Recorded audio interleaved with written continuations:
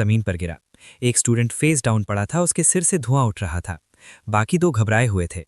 दुरुगा ने गुस्से में पूछा कि ये कैसे हुआ। लियोन के आसपास छोटे छोटे पत्थर हवा में तैर रहे थे। उसने शांत लेकिन खतरनाक आवाज में कहा कि अगर मरना चाहते हैं तो और करीब आ जाएं।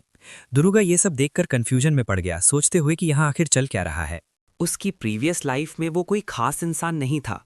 वो मॉडर्न जापान का एक ऑर्डिनरी यूनिवर्सिटी स्टूडेंट था।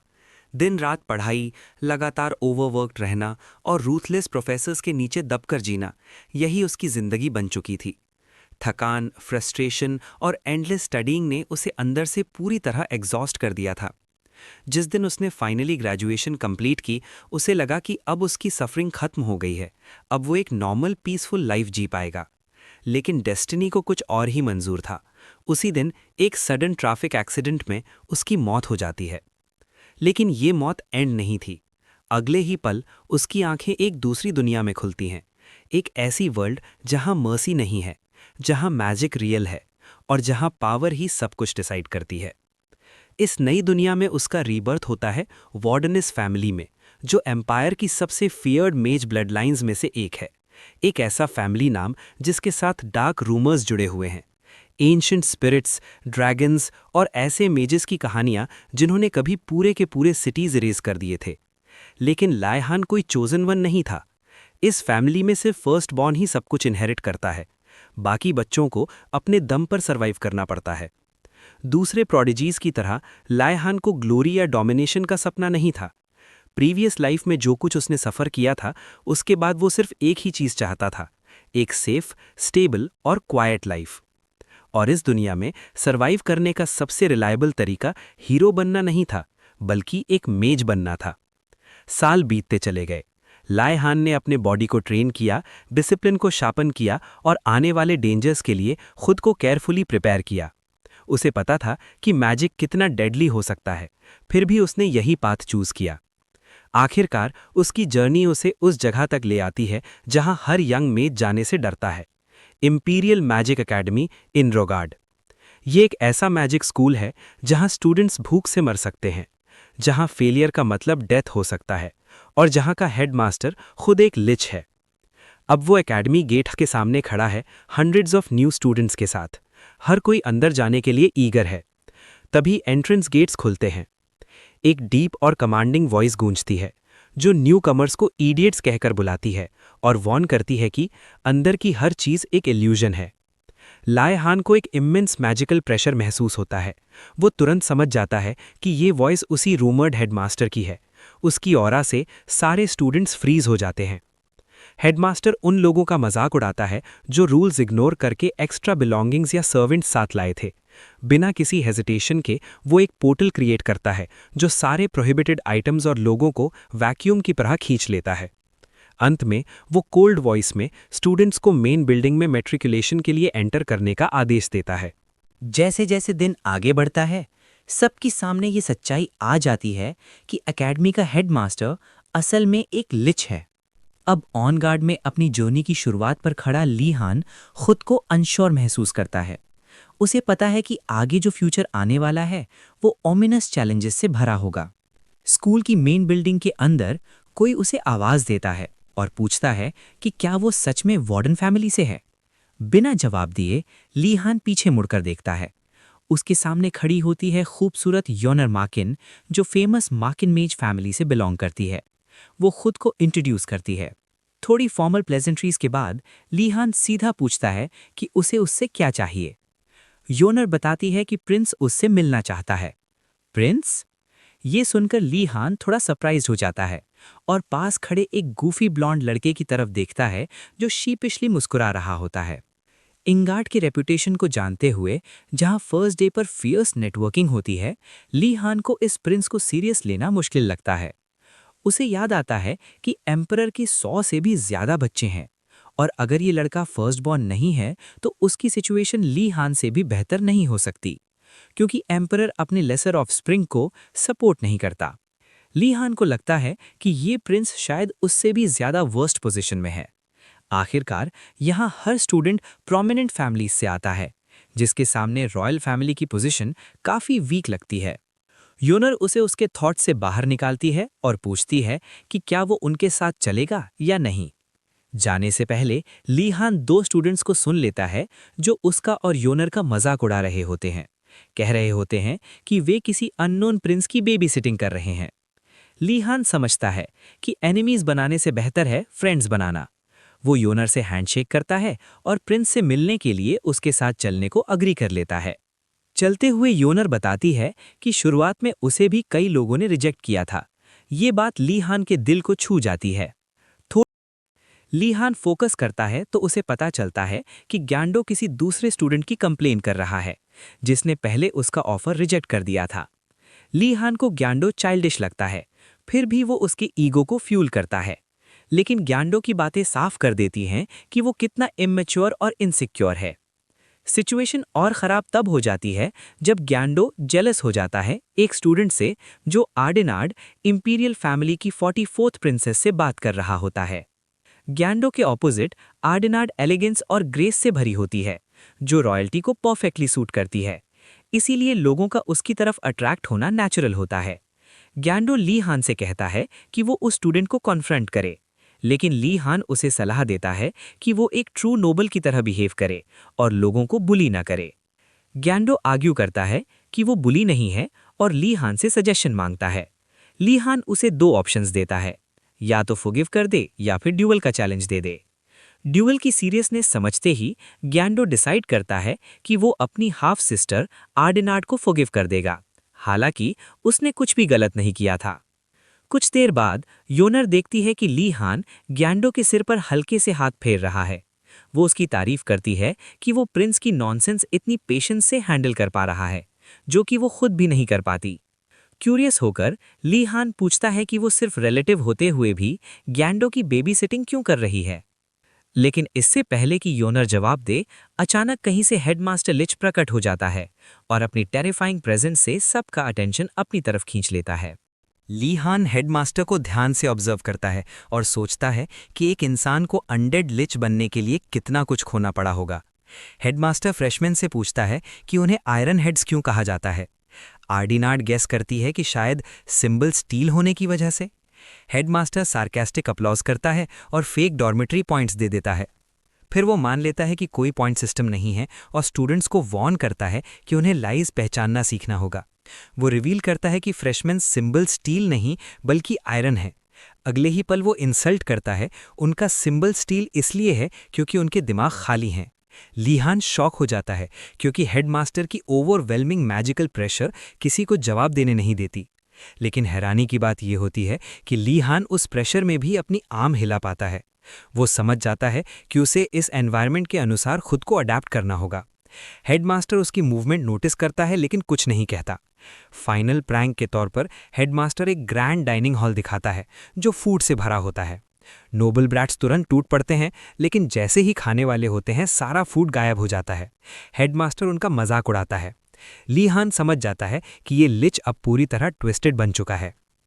हेडमास्टर अनाउंस करता है कि इनगार्ड का गोल ग्रेट मेजेस बनाना है और इसके लिए डिज़ायर ज़रूरी है। हर स्टूडेंट को यूनिफॉर्म, कॉमन ब्रेड और राइस बॉल दिया जाता है। ग्यांडो कंप्लेन करता है लेकिन हेडमास्टर साफ कह देता है, अगर बेहतर चीज़ें चाहिए तो मैजिक से खुद कमाओ। रूल सिंपल है, हर कोई खुद के दम पर सर्वाइव करेगा। स्टूडेंट्स को बाहर जाने और सीनियर्स से हेल्प लेने से मना कर दिया जाता है। स्पीच खत्म करके हेडमास्टर चला जाता है। ली हान सोचता है कि हर स्कूल में एक्सेंट्रिक प्रोफेसर्स होते हैं। ग्यांडो अनफेयर ट्रीटमेंट की कंप्लेन करता है, लेकिन ली हान मानता है कि ये एकेडमी उसकी प्रीवियस लाइफ से फिर भी बेहतर है। डॉर्मेट्रीज 4 पार्ट्स में डिवाइडेड होती हैं।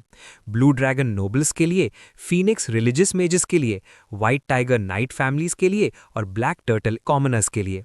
बाकी नोबल्स कॉमनर्स को नीचा दिखाते हैं, लेकिन ली हान उन्हें फ्यूचर बिजनेस पार्टनर्स की तरह देखता है। जब एक नोबल ब्रैट इंसल्ट करता है, ली हान उसे ओपनली कॉल आउट करता है। इससे लोगों का रिस्पेक्ट उसके लिए बढ़ जाता है। लेकिन जैसे ही कॉमनर्स को पता चलता है कि वो वार्डन फैमिली से है, वे डर जाते हैं। एंशिएंट स्पिरिट्स और ड्रैगन रूमर्स उन्हें टेरर में डाल देते हैं। योनर उसे अश्योर करती है कि वो स्कैरी नहीं, बस डिग्निफाइड लगता है। ली हान अब भी नहीं जानता कि उसकी फैमिली कितनी इनफेमस है। आखिर में डॉम की तरफ जाते समय सब रास्ता भूल जाते हैं और तभी उनके सामने अचानक कुछ ऐसा प्रकट होता है जो लीहान को भी अंदर तक डरा देता है। थोड़ी इन्वेस्टिगेशन के बाद पता चलता है कि नोबल स्टूडेंट्स के सामने एक छोटा सा अनइम्प्रेसिव बिल्डिंग अचानक प्रकट हो गया है। उसका साइज देखकर ज्यादातर नोबल्स शॉक हो जाते हैं। गनोंडो, जो खुद को स्पॉइल्ड ब्रैट्स का सुपरवाइजर मानता है, कंप्लेन करता है कि ये बिल्डिंग उसके सर्वेंट्स क्वार्टर्स से भी छोटी है और सवाल उठाता है कि क्या उन्हें आने वाले साल यहीं रहना होगा। उसकी बातें इग्नोर करते हुए लीहान समझ जाता है कि इतनी कम जगह में इतने लोगों को अकोमोडेट करना मुश्किल होगा। जैसे ही वो योनर और ग्यांडो के साथ बिल्डिंग के अंदर जाता है, अंदर का मैजिकल प्रेशर बदल जाता है और कुछ ही पलों में उसके आसपास मौजूद लोग अचानक गायब हो जाते हैं। कुछ सेकंड्स तक लीहान समझ नहीं पाता कि अभी हुआ क्या। तभी एक वॉइस गूंजती है जो उसे यंग मेज कहकर बुलाती है और पूछती है कि वो कहाँ जाना चाहता है। उसी पल लीहान समझ जाता है कि ये डॉर्मेट्री असल में एक मैजिक टावर है। वॉइस उसकी अडैप्टेबिलिटी की तारीफ करती है और बताती है कि फिलहाल वो सिर्फ अपने रूम और freshman steel common room access कर सकता है। फ्यूचर एक्सेस के बारे में पूछने पर वॉइस बताती है कि ये पॉसिबल है, लेकिन नेम्स सीखने और कुछ कंडीशंस पूरी करनी होंगी। हेडमास्टर ने अभी रिस्ट्रिक्शन लगाई है। ये सुनकर लीहान फ्रस्ट्रेट होता है और सिस्टम को सीधे अपने रूम में ले जाने को कहता है। रूम में सेटल होने के बाद वो अबाउट ईनार्ड नाम की किताब पढ़ता है और समझ जाता है कि यही स्कूल का मैंडेटरी सब्जेक्ट क्यों है।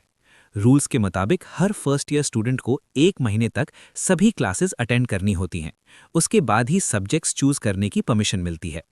पेजेस पलटते हुए उसे हेडमास्टर का एक मोटिवेशनल कोट मिलता है, जिससे वो समझता है कि हेडमास्टर दिखने से ज़्यादा स्ट्रिक्ट नहीं है। लीहान को लगता है कि ईंगार्ड उसकी प्रीवियस लाइफ की ग्रेजुएट स्कूल से काफ़ी आसान है। रूम में हर ज़रूरी चीज़ मिल जाती है, इसलिए कंप्लेन करने की कोई वजह नहीं। उधर बाकी स्टूडेंट्स अपने स्ट्रेंज एम्प्टी रूम्स देखकर एग्जिस्टेंशियल क्राइसिस में चले जाते हैं, जिससे लीहान अनजान रहता है। रूल समझने के बाद लीहान कॉमन रूम जाता है और योनर के साथ बैठता है। योनर एक्साइटेड होकर बताती है कि वो एल्केमी सीखकर फ्यूचर में वर्कशॉप खोलना चाहती है और इंपीरियल पैलेस को प्रोडक्ट सप्लाई करना चाहती है। लीहान उसकी एम्बिशन से इम्प्रेस्ड होता है, लेकिन समझाता है कि एल्केमी बिजनेस आसान नहीं है और एम्पायर में सर्वाइव करने के लिए कट थ्रोट टैक्टिक्स चाहिए। वो खुद स्टेबल सब्जेक्ट्स पर फोकस करने का सोचता है। जब योनर उससे पूछती है कि वो कौन से सब्जेक्ट्स लेगा, तो लीहान स्मार्ट जवाब देता है, पहले 1 महीने सारी क्लासेस अटेंड करेगा, फिर डिसीजन लेगा। तभी ग्यांडो घबराया हुआ आता है और चिल्लाकर कहता है कि कोई उसके एम्प्टी रूम में घुस गया है। उसकी बेसलेस बातें सुनकर लीहान और योनर उसे इग्नोर कर देते हैं। अगले दिन स्टूडेंट्स अपनी फर्स्ट क्लास अटेंड करते हैं, बेसिक मैजिक, जो फर्स्ट ईयर्स के लिए मैंडेटरी है। रास्ते में लीहान नोटिस करता है कि ज़्यादातर स्टूडेंट्स डल दिख रहे हैं। योनर बताती है कि वे हंग्री हैं और अनकंफर्टेबल बेड्स की वजह से ठीक से सो नहीं पाए। ये सुनकर लीहान को अपनी प्रीवियस लाइफ याद आती है, जब ग्रेड स्कूल में पूरा दिन एक प्रोटीन बार पर ही निकल जाता था। उस एक्सपीरियंस के सामने ये सिचुएशन आसान लगती है। आखिरकार वे क्लासरूम पहुंचते हैं और खुश होते हैं कि क्लास फर्स्ट फ्लोर पर है, लेकिन डोर खोलते ही खुशी शॉक में बदल जाती है। पोडियम पर क्लीन क्लोथ्स पहने एक ट्रोल खड़ा होता है। ट्रोल्स फेरोशियस मॉन्स्टर्स माने जाते हैं, इसलिए क्लासरूम में उसे देखना इनइमेजिनेबल होता है। बिना हेजिटेशन ट्रोल उन्हें वेलकम करता है और बैठने को कहता है। फिर वो खुद को गार्सिया किम, एक हाफ ट्रोल टीचर के रूप में इंट्रोड्यूस करती है और कामली कहती है, डरने की ज़रूरत नहीं है, वो लोगों को सिर्फ तब खाती है जब उसे बहुत ज़्यादा भूख लगी हो। गार्सिया की बात साफ तौर पर एक जोक होती है, लेकिन स्टूडेंट्स कुछ पलों के लिए उसे सच मान लेते हैं। थोड़ी देर बाद गार्सिया अपनी जोक पर रिग्रेट करती है और लेक्चर शुरू करती है। लेसन से पहले वो एक्सप्लेन करती है कि इस क्लास में सिखाई जाने वाली ज़्यादातर मैजिक स्किल्स तुरंत प्रैक्टिकल नहीं होंगी, क्योंकि मैजिक इनहेरेंटली डेंजरस होती है और अडल्ट्स बनने से पहले उसका सही इस्तेमाल पॉसिबल नहीं। स्टील निकनेम वाले यंग मेजेस की सीड्स के रूप में ये क्लास उन्हें मैजिक की फंडामेंटल सिखाएगी और ये समझने में मदद करेगी कि कौन सा एलिमेंट उनके लिए सबसे सूटेबल है। गार्सिया खुद को उनकी जर्नी का कंपस बताती है और बेसिक्स से शुरू करती है। फिर वो क्लास से सवाल पूछती है, मैजिक क्या है? टीचर्स पेट आर्डिनार्ड तुरंत खड़ी होकर कॉन्फिडेंट आंसर देती है। गार्सिया उसकी तारीफ करती है और एक्सप्लेन करती है कि मैजिक का मतलब है दुनिया की ओरिजिन से मैजिक पावर और माना पावर उधार लेना। अकेडमी का हर स्टूडेंट मैजिक पावर सेंस कर सकता है, लेकिन मैजिक यूज करने के लिए सिर्फ अवेयरनेस काफ़ी नहीं। मैजिक और माना पावर का प्रिसाइज बैलेंस ज़रूरी होता है। गार्सिया बताती है कि मैजिक इनकैंटेशंस, रीएजेंट्स या मूवमेंट से जुड़ी हो सकती है, लेकिन असली कोर मेज की विल होती है। ये महसूस करके कि वो ज़्यादा बोल चुकी है, गार्सिया एक्सप्लेनेशन शॉर्ट करती है और सबको खड़ा होकर मैजिक ट्राई करने को कहती है। वो स्टाफ निकालने, मैजिक पावर गैदर करने और लाइट इमेजिन करने का इंस्ट्रक्शन देती है, साथ ही कंट्रोल बनाए रखने की सलाह देती है। योनर के लिए ये प्रोसेस काफ़ी मुश्किल होता है। उसे लगता है जैसे वो एक वाइल्ड हॉर्स को कंट्रोल कर रही हो। गार्सिया शॉर्ट इनकैंटेशन सिखाती है, ओ लाइट, और बताती है कि शॉर्ट इनकैंटेशंस फोकस में मदद करती हैं। लाई हैंड स्टेप्स को ध्यान से फॉलो करता है। पहली कोशिश फेल होती है, लेकिन उसकी स्टाफ से एक फेंट अनस्टेबल लाइट निकलती है। धीरे धीरे बाकी स्टूडेंट्स भी सक्सीड करते हैं। योनर, आर्डिनार्ड और ग्यांडो तक लाइट क्रिएट कर लेते हैं, लेकिन ग्यांडो की मैजिक कंट्रोल से बाहर हो जाती है। गार्सिया तुरंत इंटरवीन करती है और वार्निंग देती है कि मैजिक कंट्रोल सबसे ज़रूरी है, वरना सीरियस कॉन्सिक्वेंसेस हो सकते हैं। वो रीएश्योर करती है कि एक्सीडेंट्स रोकना उसकी रिस्पॉन्सिबिलिटी है और प्रैक्टिस जारी रखने को कहती है। सेकेंड अटेम्प्ट के बाद कई नोबल स्टूडेंट्स कंप्लेन करते हैं और लगभग 1/3 क्लास गिव अप कर देती है। गार्सिया जानती है कि इल्यूमिनेट सबसे बेसिक स्पेल है, फिर भी उसे मास्टर करने में काफ़ी टाइम लगता है। वो थर्ड अटेम्प्ट के लिए एनकरेज करती है।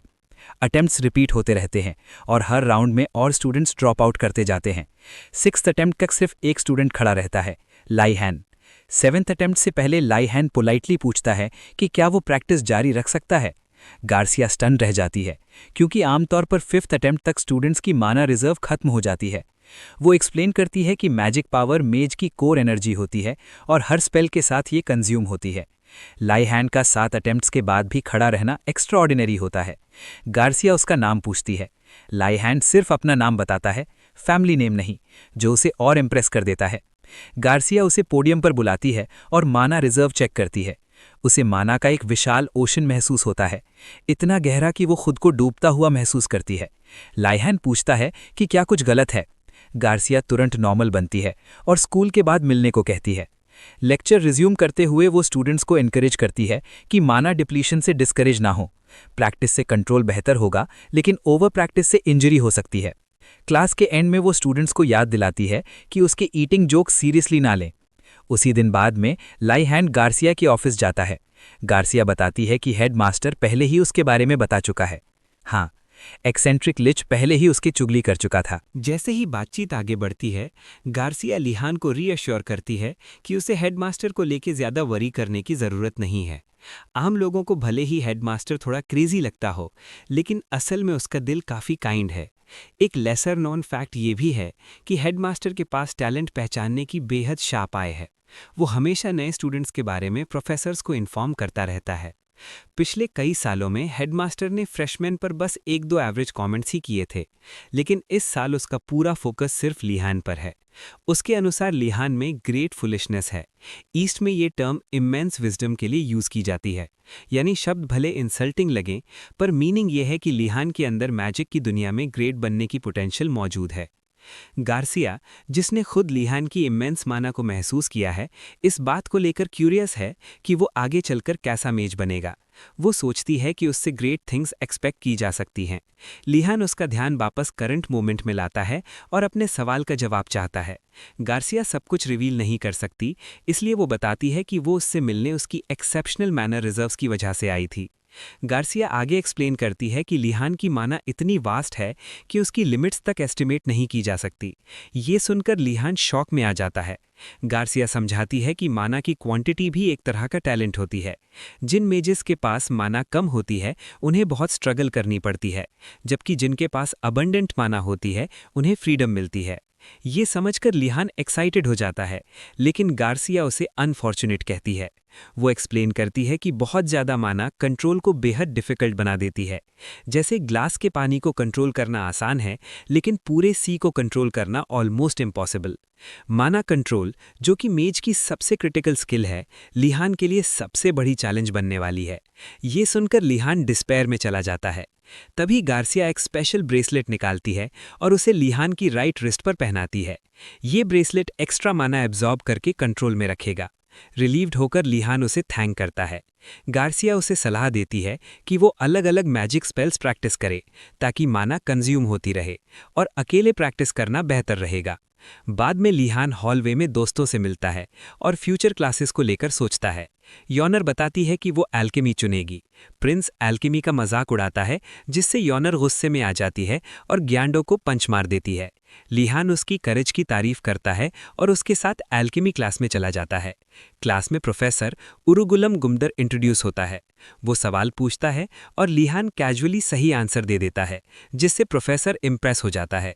अंत में वो एक्सप्लेन करता है कि एल्केमी में सबसे इंपॉर्टेंट स्किल टैलेंट या माना कंट्रोल नहीं बल्कि मटेरियल्स गैदर करने की एबिलिटी होती है। आदिनाट प्रोफेसर के लास्ट स्टेटमेंट को चैलेंज करती है और पूछती है कि जब मटेरियल्स ग्रो किए जा सकते हैं या कमीशन पर मंगवाए जा सकते हैं तो उन्हें गैदर करना सीखना इतना ज़रूरी क्यों है। उसकी बात सुनकर क्लास में मर्मर्स फैल जाते हैं। प्रोफेसर उरुगुलम गुस्से में आदिनाट को आयन हेड कह देता है क्योंकि वो प्रैक्टिकल रियलिटी नहीं समझ पा रही। प्रोफेसर समझाता है कि उसके एक्सपीरियंस में सिर्फ करीब 10% मटीरियल्स ही ग्रो किए जा सकते हैं।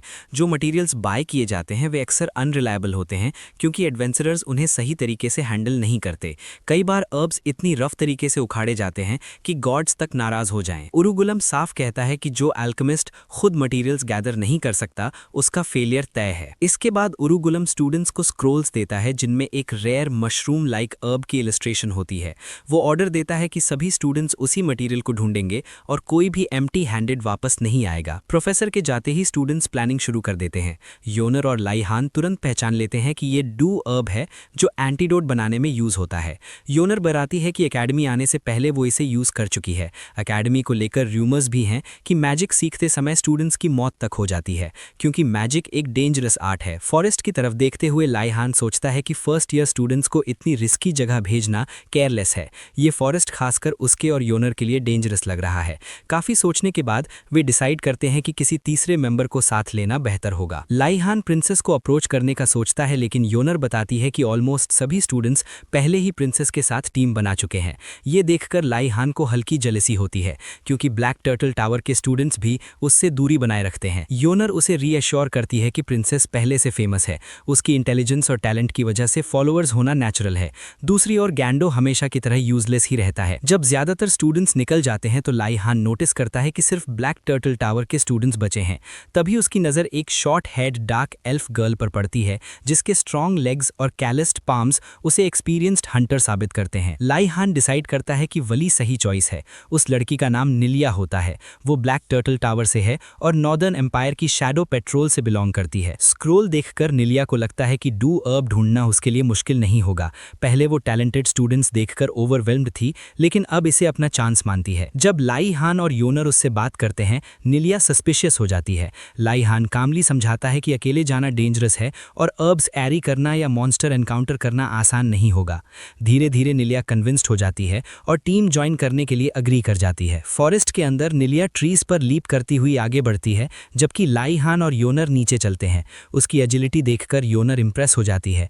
लाइहान एक्सप्लेन करता है कि निलिया के मसल्स, पाम्स और पोस्चर एक ट्रेंड हंटर की पहचान है। ये सुनकर निलिया और कॉशियस हो जाती है क्योंकि उसे लगता है कि लाइहान लोगों को रीड कर सकता है। लाइहान मजाक में शैडो पेट्रोल के एम्बलम का जिक्र कर देता है।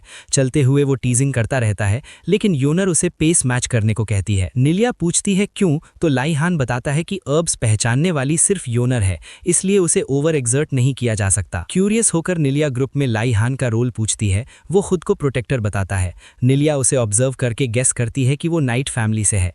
जब लाइहान बताता है कि वो वार्डन फैमिली से है तो निलिया इतनी शॉक हो जाती है कि गिरते गिरते बचती है। उसके डर को देखकर लाइहान योनर से पूछता है कि क्या उसकी फैमिली में कुछ रॉन्ग है। योनर उसे रीअश्योर करती है और कहती है कि फेमस नोबल फैमिलीज के चारों तरफ रूमर्स होना नॉर्मल है लेकिन वार्डन फैमिली के रूमर्स कुछ ज़्यादा ही इनफेमस हैं। कुछ लोग मानते हैं कि वार्डन पेट्रियार्क असल में एक ड्रैगन है जिसने अनडेड फ्रेंजी में अपनी ब्रेथ से अनडेड होर्ड्स जला दिए थे। कुछ कहते हैं कि वार्डन्स ने एंशिएंट स्पिरिट्स से कॉन्ट्रैक्ट्स किए जिससे उन्हें अनमैच्ड मैजिकल टैलेंट मिला लेकिन इमोशंस खत्म हो गए। यहाँ तक कि एक कहानी ये भी है कि वार्डन फैमिली के एक मेज ने रायट के दौरान पूरा शहर डिस्ट्रॉय कर दिया था। ये सुनकर लियोन समझ जाता है कि दुनिया उसकी फैमिली को मॉन्स्टर्स की तरह देखती है। उसके मन में सवाल आता है कि क्या बड़े इंसिडेंट्स में ग्रैंड मेजर्स का इंटरवीन करना इतना गलत है। योनर फिर से उसे रीअश्योर करती है और कहती है कि रूमर्स मैटर नहीं करते।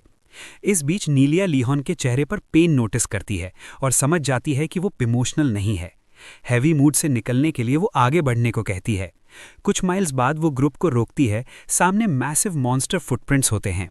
मार्क शैलो होते हैं, जिससे साफ लगता है कि क्रीचर ट्रेसेस छुपाने की कोशिश कर रहा था।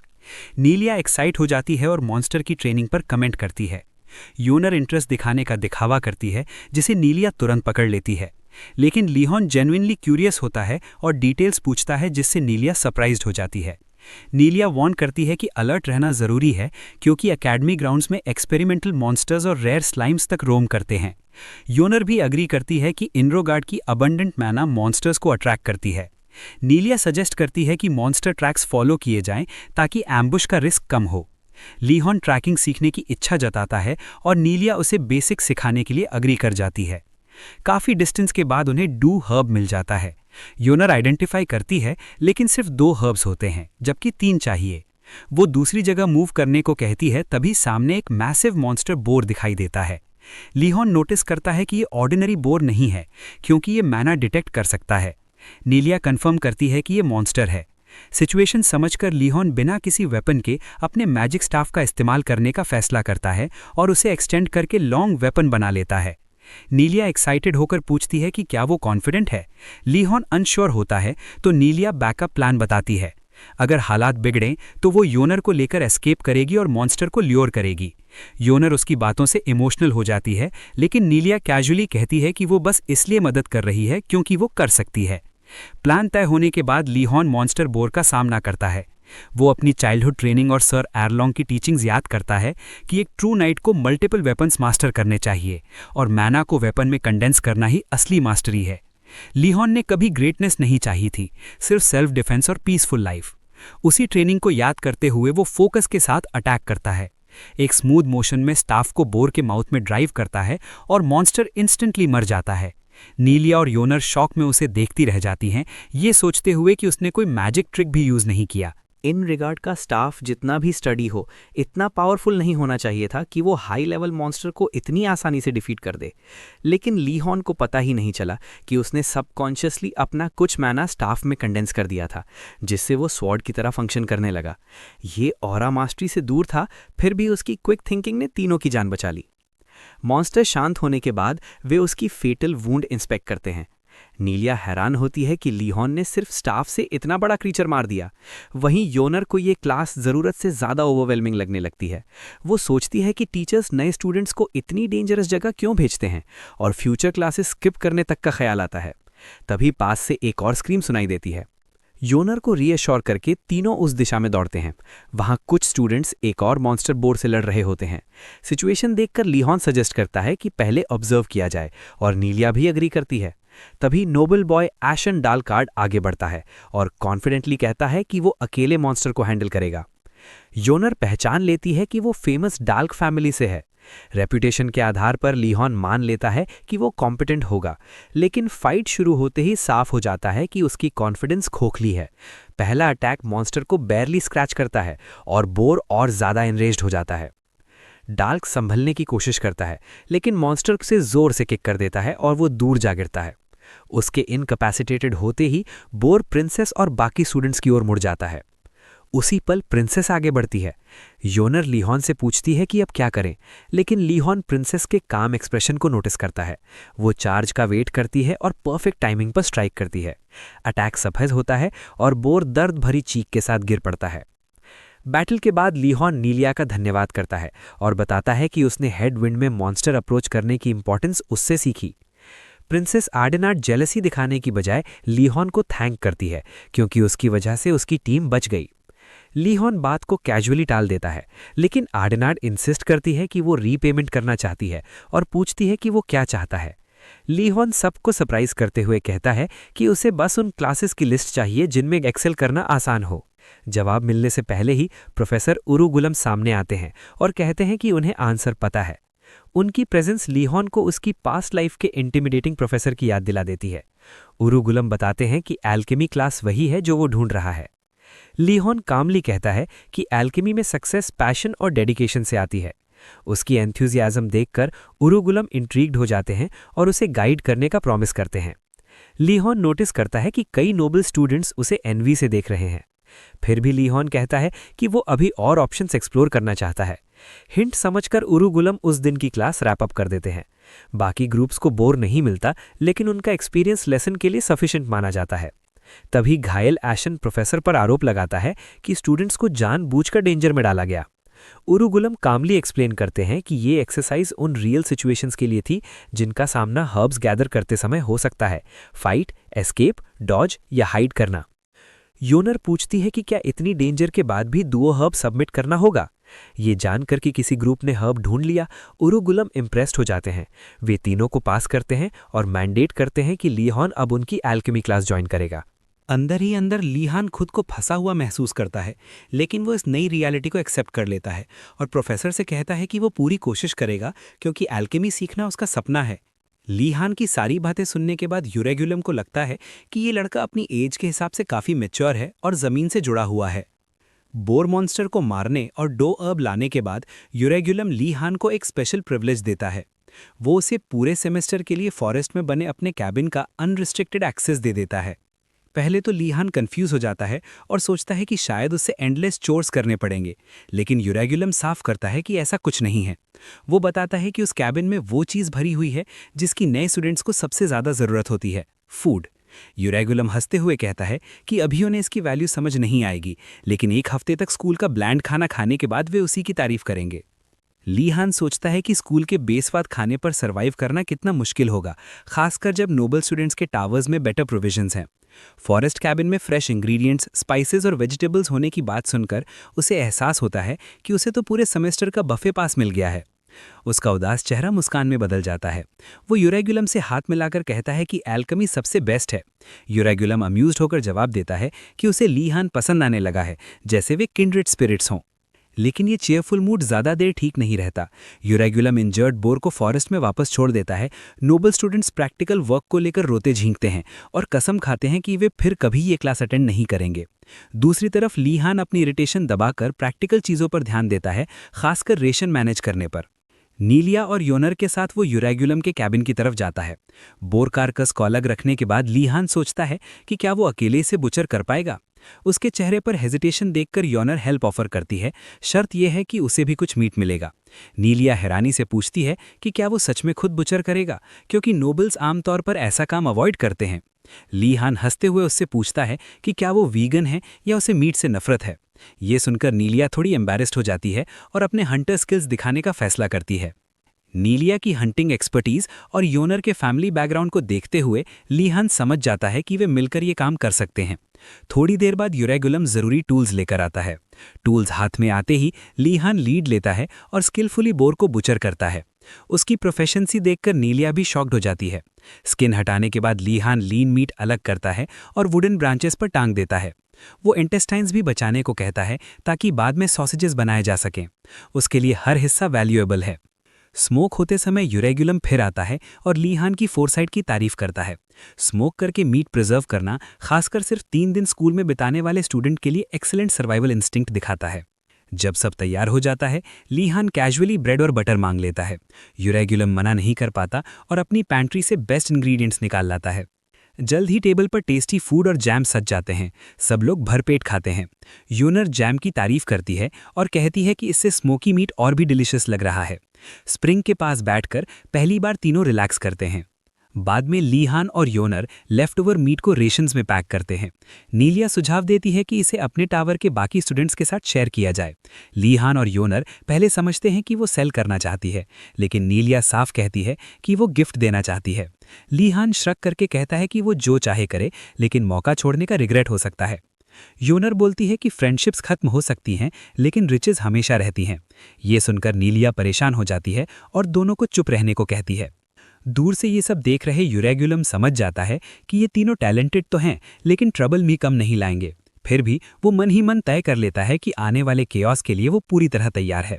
जब लीहॉन और उसका दोस्त योनर घमंडी ब्लू ड्रैगन टावर में वापस लौटते हैं, तो ये टावर हमेशा की तरह मेन ग्राउंड से अलग और फॉरेस्ट की फ्रेश खुशबू से घिरा हुआ होता है।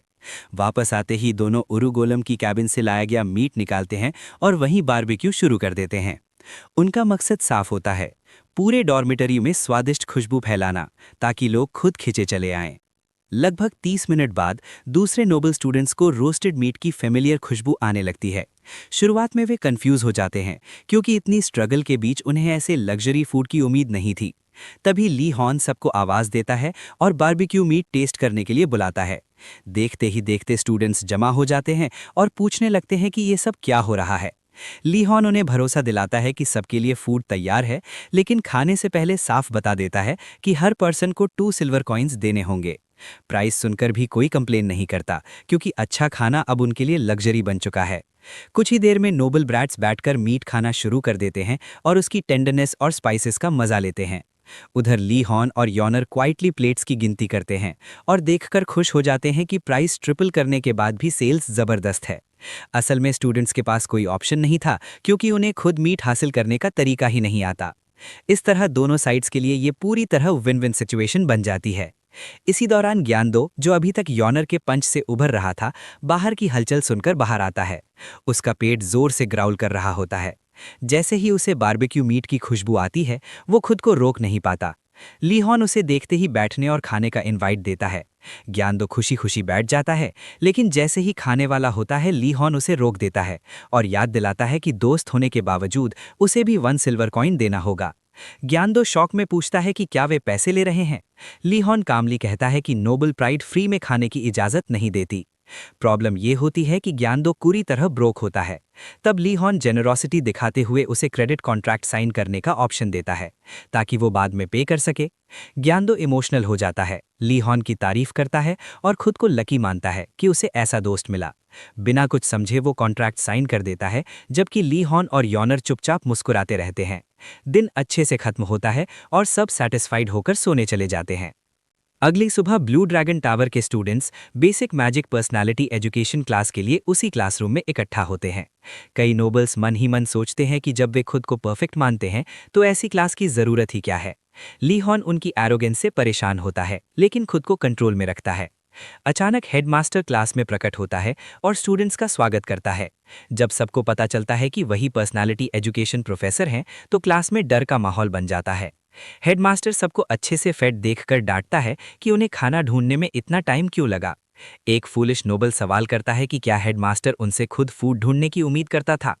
हेडमास्टर उसे चुप करा देता है और कहता है कि कम से कम अब उनकी खाली अकल ने सही रास्ता ढूंढ लिया है। वो याद करता है कि हमेशा ब्लैक टर्टल टावर सबसे तेज और व्हाइट टाइगर टावर दूसरे नंबर पर रहता है, जबकि ब्लू ड्रैगन टावर हमेशा पीछे रहता था। इस साल हेडमास्टर इस बात से इम्प्रेस्ड होता है कि ब्लू ड्रैगन टावर ने इतनी जल्दी अडैप्ट कर लिया। वो जानता है कि इसके पीछे ली हॉर्न का दिमाग है और उसे देखकर साइलेंटली एक्नॉलेज करता है। मैट्रिकुलेशन के समय से ही उसे पता था कि ली हॉर्न अलग है, खासकर जब वो रिजिड वॉर्डीना फैमिली से आता है। हेडमास्टर समझाता है कि वो चैलेंजेस इसीलिए देता है क्योंकि फ्लेक्सिबिलिटी और क्रिएटिव थिंकिंग ही एक मैजिशियन की सबसे बड़ी स्ट्रेंथ होती है। फिर वही फुलिश नोबल क्लास का पर्पस पूछता है। हेडमास्टर बताता है कि एम्पायर में ग्रेजुएट्स की गलतियों की जिम्मेदारी उसी पर आती है, इसलिए ये क्लास उसकी सेफ्टी है।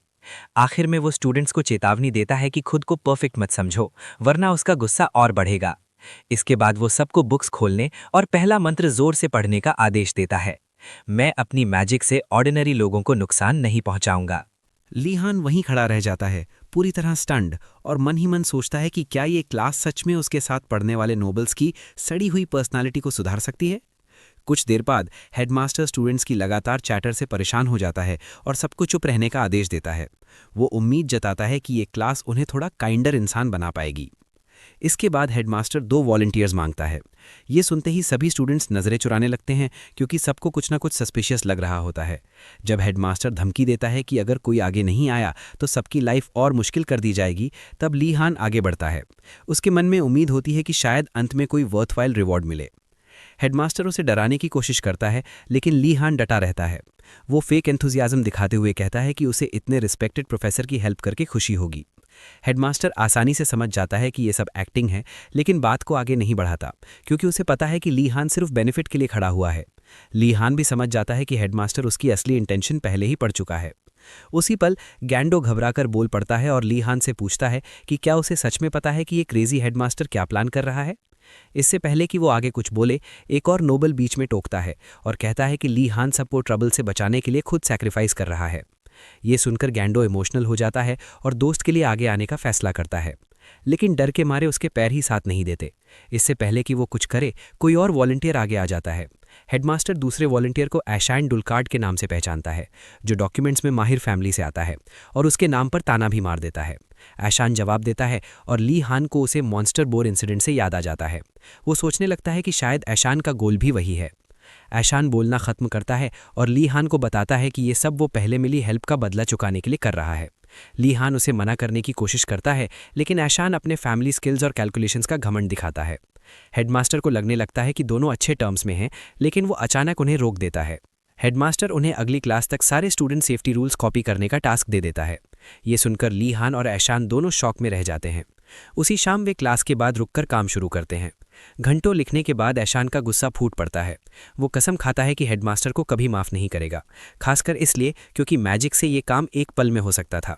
ली हान चुपचाप ऐशान को देखता है और मन ही मन दुआ करता है कि वो स्ट्रेस से टूट न जाए। वो सोचता है कि हेडमास्टर ने जानबूझकर ये बोलिंग टास्क दिया है ताकि फ्रस्ट्रेशन में आकर वे मैजिक इस्तेमाल करें।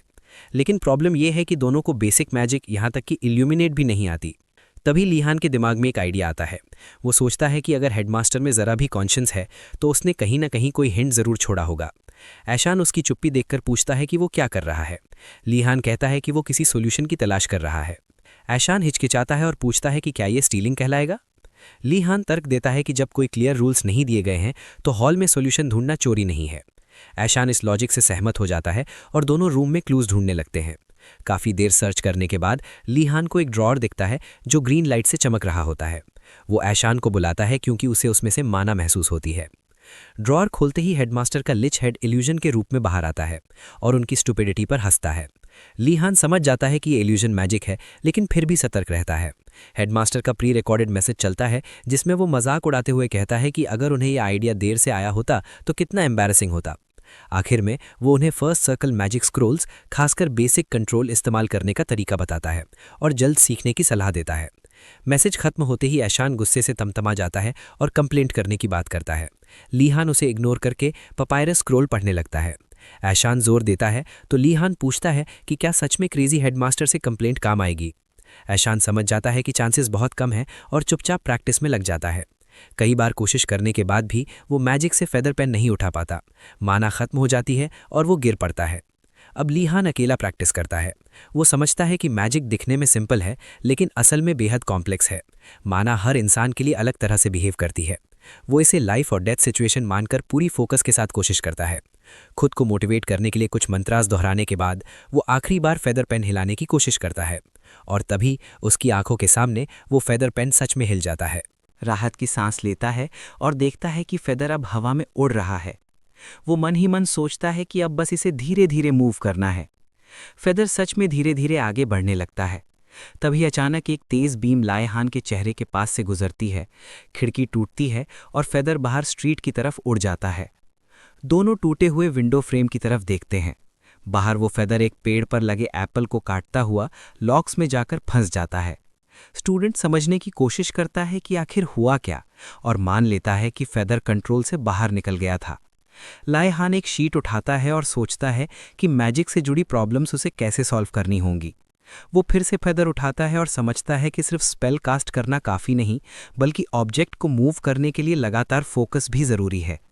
वो आंखें बंद करता है और सोचता है कि अगर स्पेल कास्ट हो सकता है तो कंट्रोल भी संभव है। वो पेन उठाकर दोबारा ट्राई करने का फैसला करता है। पेन को मिड एयर में संभालते हुए वो पूरी कंसंट्रेशन लगाता है। उसी पल डोर्स खुलते हैं और हेडमास्टर लिच हॉल में एंटर करता है। वो पूछता है कि क्या ट्रेनिंग पूरी हो गई है और कहता है कि उसे खुशी है क्योंकि अब वो खुद मैजिक से सारा काम पूरा कर देगा। ली हान डर के साथ उसकी तरफ देखता है। पेन अचानक तेजी से मूव करने लगता है, पूरे हॉल में उड़ता है, दीवारों से रिकोशे होता हुआ सीधे टीचर के माथे पर लग जाता है। टीचर कहता है कि उसे उम्मीद है कि अब उन्हें समझ आ गया होगा कि उसने ये टास्क क्यों दिया था। स्टूडेंट्स की चीख हॉल से बाहर तक गूंज जाती है, यहाँ तक कि बर्ड्स का एक झुंड भी स्कूल के ऊपर से उड़ जाता है। अशान डर के साथ ये सब देखता है और कहता है कि न्यू स्टूडेंट ने प्रिंसिपल को मार दिया। फिर वो अपना मुंह ढक लेता है और बुदबुदाता है कि ये तो कूल था। पेन टीचर के माथे पर टूट जाता है। लिच हंसता है, पेन को देखता है और कहता है कि उन्होंने जल्दी समझ लिया और बिगिनर्स के हिसाब से काफ़ी अच्छे हैं। लायहान सोचता है कि शायद हेडमास्टर कमेंट करेगा, लेकिन वो अनयूजुअली अच्छे मूड में लगता है। लायहान उससे कंट्रोल के बारे में एडवाइस मांगता है। हेडमास्टर बताता है कि बिगिनर्स के लिए कंट्रोल सबसे डिफ़िकल्ट हिस्सा होता है और यही प्रैक्टिस मांगता है। वो कहता है कि जिन्हें इसमें दिक्कत होती है वे स्पेशल होते हैं। लायहान आंखें बंद करके उसे धन्यवाद देता है। हेडमास्टर रिस्पेक्टफुल नॉट देता है और सोचता है कि इस बच्चे को बुली करना अब बोरिंग है। वो अशान की तरफ हाथ बढ़ाता है, फिर मैजिक यूज़ करके दोनों को लंच के लिए भेज देता है। अगले ही पल लायहान खुद को डोर के बाहर पाता है और फर्श पर गिर जाता है। वो उठकर कपड़े झाड़ता है और बुदबुदाता है कि टीचर ने बिना चेतावनी के टेलीपोर्ट कर दिया। कैफेटेरिया पहुंचकर वो देखता है कि लंच टाइम निकल चुका है। टेबल्स पर बस ब्रेड और राइस पड़े हैं। वो साय करता है और कहता है कि ये फिर से वही हाल है, लेकिन स्मोक्ड मीट अभी भी बचा है। तभी एक गर्ल उसे देखती है और पास आकर एक पेपर देती है। कहती है कि यही वो चीज़ है जो उसने मांगी थी। लायहान एम्बैरेस्ड होकर थैंक्स कहता है। पेपर देखकर उसे लगता है कि ये तो बेसिक्स ऑफ एल्केमी है जो उसने नहीं मांगा था। वो समझाता है कि उसने पॉपुलर सब्जेक्ट्स नहीं बल्कि ऐसे सब्जेक्ट्स पूछे थे जहां कंपटीशन कम हो और अच्छे ग्रेड्स मिल सकें। गर्ल उसे ध्यान से देखती है, सोचती है कि वो बाकी नोबल्स जैसा नहीं है। वो जैकेट की इनर पॉकेट से एक और शीट निकालती है और देती है। लायहान खुशी से कहता है कि यही उसे चाहिए और ये सब्जेक्ट्स लोग ज़रूर हेट करेंगे। वो सोचता है कि मैजिक स्कूल में फेंसिंग या मैजिकल बैटल ट्रेनिंग में कम ही लोग इंटरेस्ट लेंगे। शाम को सूरज स्कूल पर ढल रहा होता है। लायहान चलते हुए सोचता है कि सबने उसके आइडियाज़ क्यों रिजेक्ट किए। उसे याद आता है कि गनांडो, योनर और अशान ने भी इसे बेकार कहा था। वो खुद से कहता है कि ज़िंदगी में कोई नहीं जानता आगे क्या होगा। वो रुकता है और सोचता है कि फोकस बनाए रखने के लिए कॉम्प्रोमाइज़ ज़रूरी है। उसके सामने स्टेयर्स नीचे बेसमेंट की तरफ जाती हैं। वो सोचता है कि magic battle training hall basement में क्यों है। स्टेयर्स नॉर्मल लगती हैं, लेकिन उसके दिल को साफ महसूस होता है कि इस जगह में कुछ तो गड़बड़ है। रात की गहरी डार्कनेस में टावर डूबा हुआ था। एम्पायर में रहने वाला हर इंसान उस पुराने बिलीफ को जानता था कि मैजिक टावर को रेकलेसली विजिट नहीं करना चाहिए। बुक में दिखाई गई फोटो में एक गर्ल और एक बॉय थे।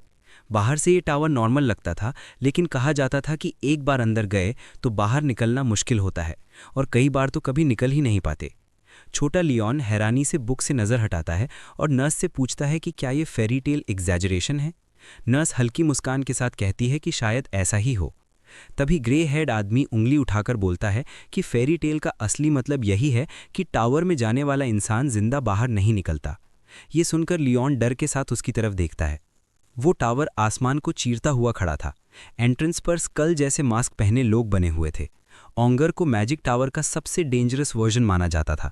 लियोन एंट्रेंस के सामने खड़ा होता है, लेकिन अंदर जाने की हिम्मत नहीं कर पाता। डरते हुए वो खुद को समझाता है कि ये सिर्फ एक स्कूल है, सब ठीक होगा।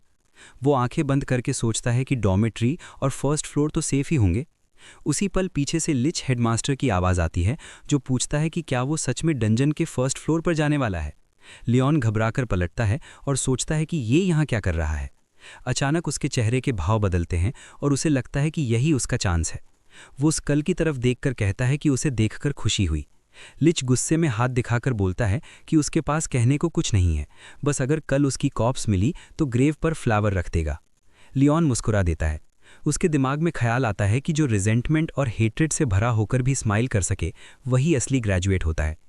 टॉर्च की लाइट दीवार के कोने को रोशन करती है। अंदर चलते हुए लियोन सोचता है कि डराने की कोशिश के बावजूद ये जगह काफ़ी ऑर्डिनरी लग रही है। एक डोर के सामने वो रुकता है और सोचता है कि ये इतना स्कैरी क्यों लगता है। तभी एक स्टूडेंट पास आता है और कहता है कि वे जानते हैं लियोन लेसन के लिए आया है। ब्लॉन्ड स्टूडेंट साइन पढ़ता है और समझ जाता है कि वे गलत जगह आ गए थे। गर्ल कहती है कि वे मुश्किल में पढ़ने वाले थे क्योंकि उसकी टावर के स्टूडेंट्स भी यहाँ से डर कर लौट आए थे। लियोन चुपचाप डोर को छूता है और हॉल में एंटर करता है। अंदर स्टूडेंट्स बैठे होते हैं। वो देखता है कि यहाँ कुछ और लोग भी हैं और लगता है कि वे अपने मर्जी से नहीं आए। उसकी नज़र टेबल पर रखे बॉल पर जाती है। हर टेबल पर ऐसा ही एक बॉल रखा होता है। पीछे से एक आवाज़ उसे बैठने का ऑर्डर देती है। लियोन थोड़ा टेंस हो जाता है। पलटकर देखता है तो टीचर सामने खड़ा होता है। उसकी स्किन सफ़ेद, आंखें सूनसान और फैंग जैसे दांत होते हैं। लियोन सोचता है कि ये तो वैम्पायर है। टीचर शैडो से बाहर आता है और खुद को इस सब्जेक्ट का टीचर बताता है। उसका नाम ग्रेग होता है। ग्रेग बॉल उठाकर क्लास शुरू करता है। वो समझाता है कि ये बॉल स्पिरिचुअल स्टार स्टोन से बना है, जो माना के लिए बेहद सेंसिटिव है। ये स्टोन स्टार्स से एनर्जी कलेक्ट करता है और कॉन्स्टेलेशंस की पोजीशन के साथ रिएक्ट करता है। ग्रेग लियोन को खड़े होने के लिए कहता है और बॉल में माना भरने को बोलता है। लियोन बॉल को पकड़ता है और सोचता है कि वो तो बेसिक लाइट स्पेल भी ठीक से यूज नहीं कर पाता। दूसरे स्टूडेंट्स माना डालते हैं और उनकी बॉल्स हवा में उड़ने लगती हैं। लियोन हैरान होता है जब उसकी बॉल भी उठ जाती है। वो सोचता है कि शायद ये सिर्फ स्टोन नहीं, कोई आर्टिफैक्ट है। टीचर स्टूडेंट से बॉल पर बने मार्क्स देखने को कहता है। पीछे बैठी गर्ल माना भरने की कोशिश करती है, लेकिन बॉल उसके हाथ से छूटकर सीलिंग की तरफ भागता है। वो डरकर चिल्लाती है। ग्रेग शांत होकर बताता है कि उसने स्पेल लगाया है, हॉल सुरक्षित है। लेकिन अगले ही पल बॉल पूरी फोर्स से गर्ल से टकराता है। गर्ल डेस्क पर गिर जाती है और बॉल एनर्जी खोकर वापस टीचर की तरफ उछल जाता है। ग्रेग कैजुअली कहता है कि स्पेल स्टूडेंट्स पर अप्लाई नहीं होता। गर्ल संभलते हुए उठती है और फिर से बॉल उठाती है, सोचती है कि टीचर कितना रूड है। ग्रेग सबको बॉल से सर्कल ड्रॉ करने को कहता है। लियोन देखता है कि आर्टिफैक्ट होने के बावजूद बॉल कंट्रोल करना आसान नहीं है।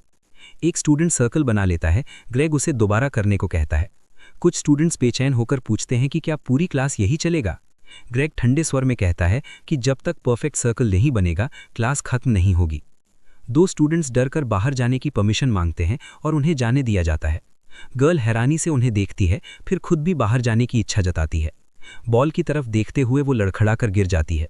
लियोन उसे देखता है और सोचता है कि इतना आगे जाने का फैसला बुरा नहीं था।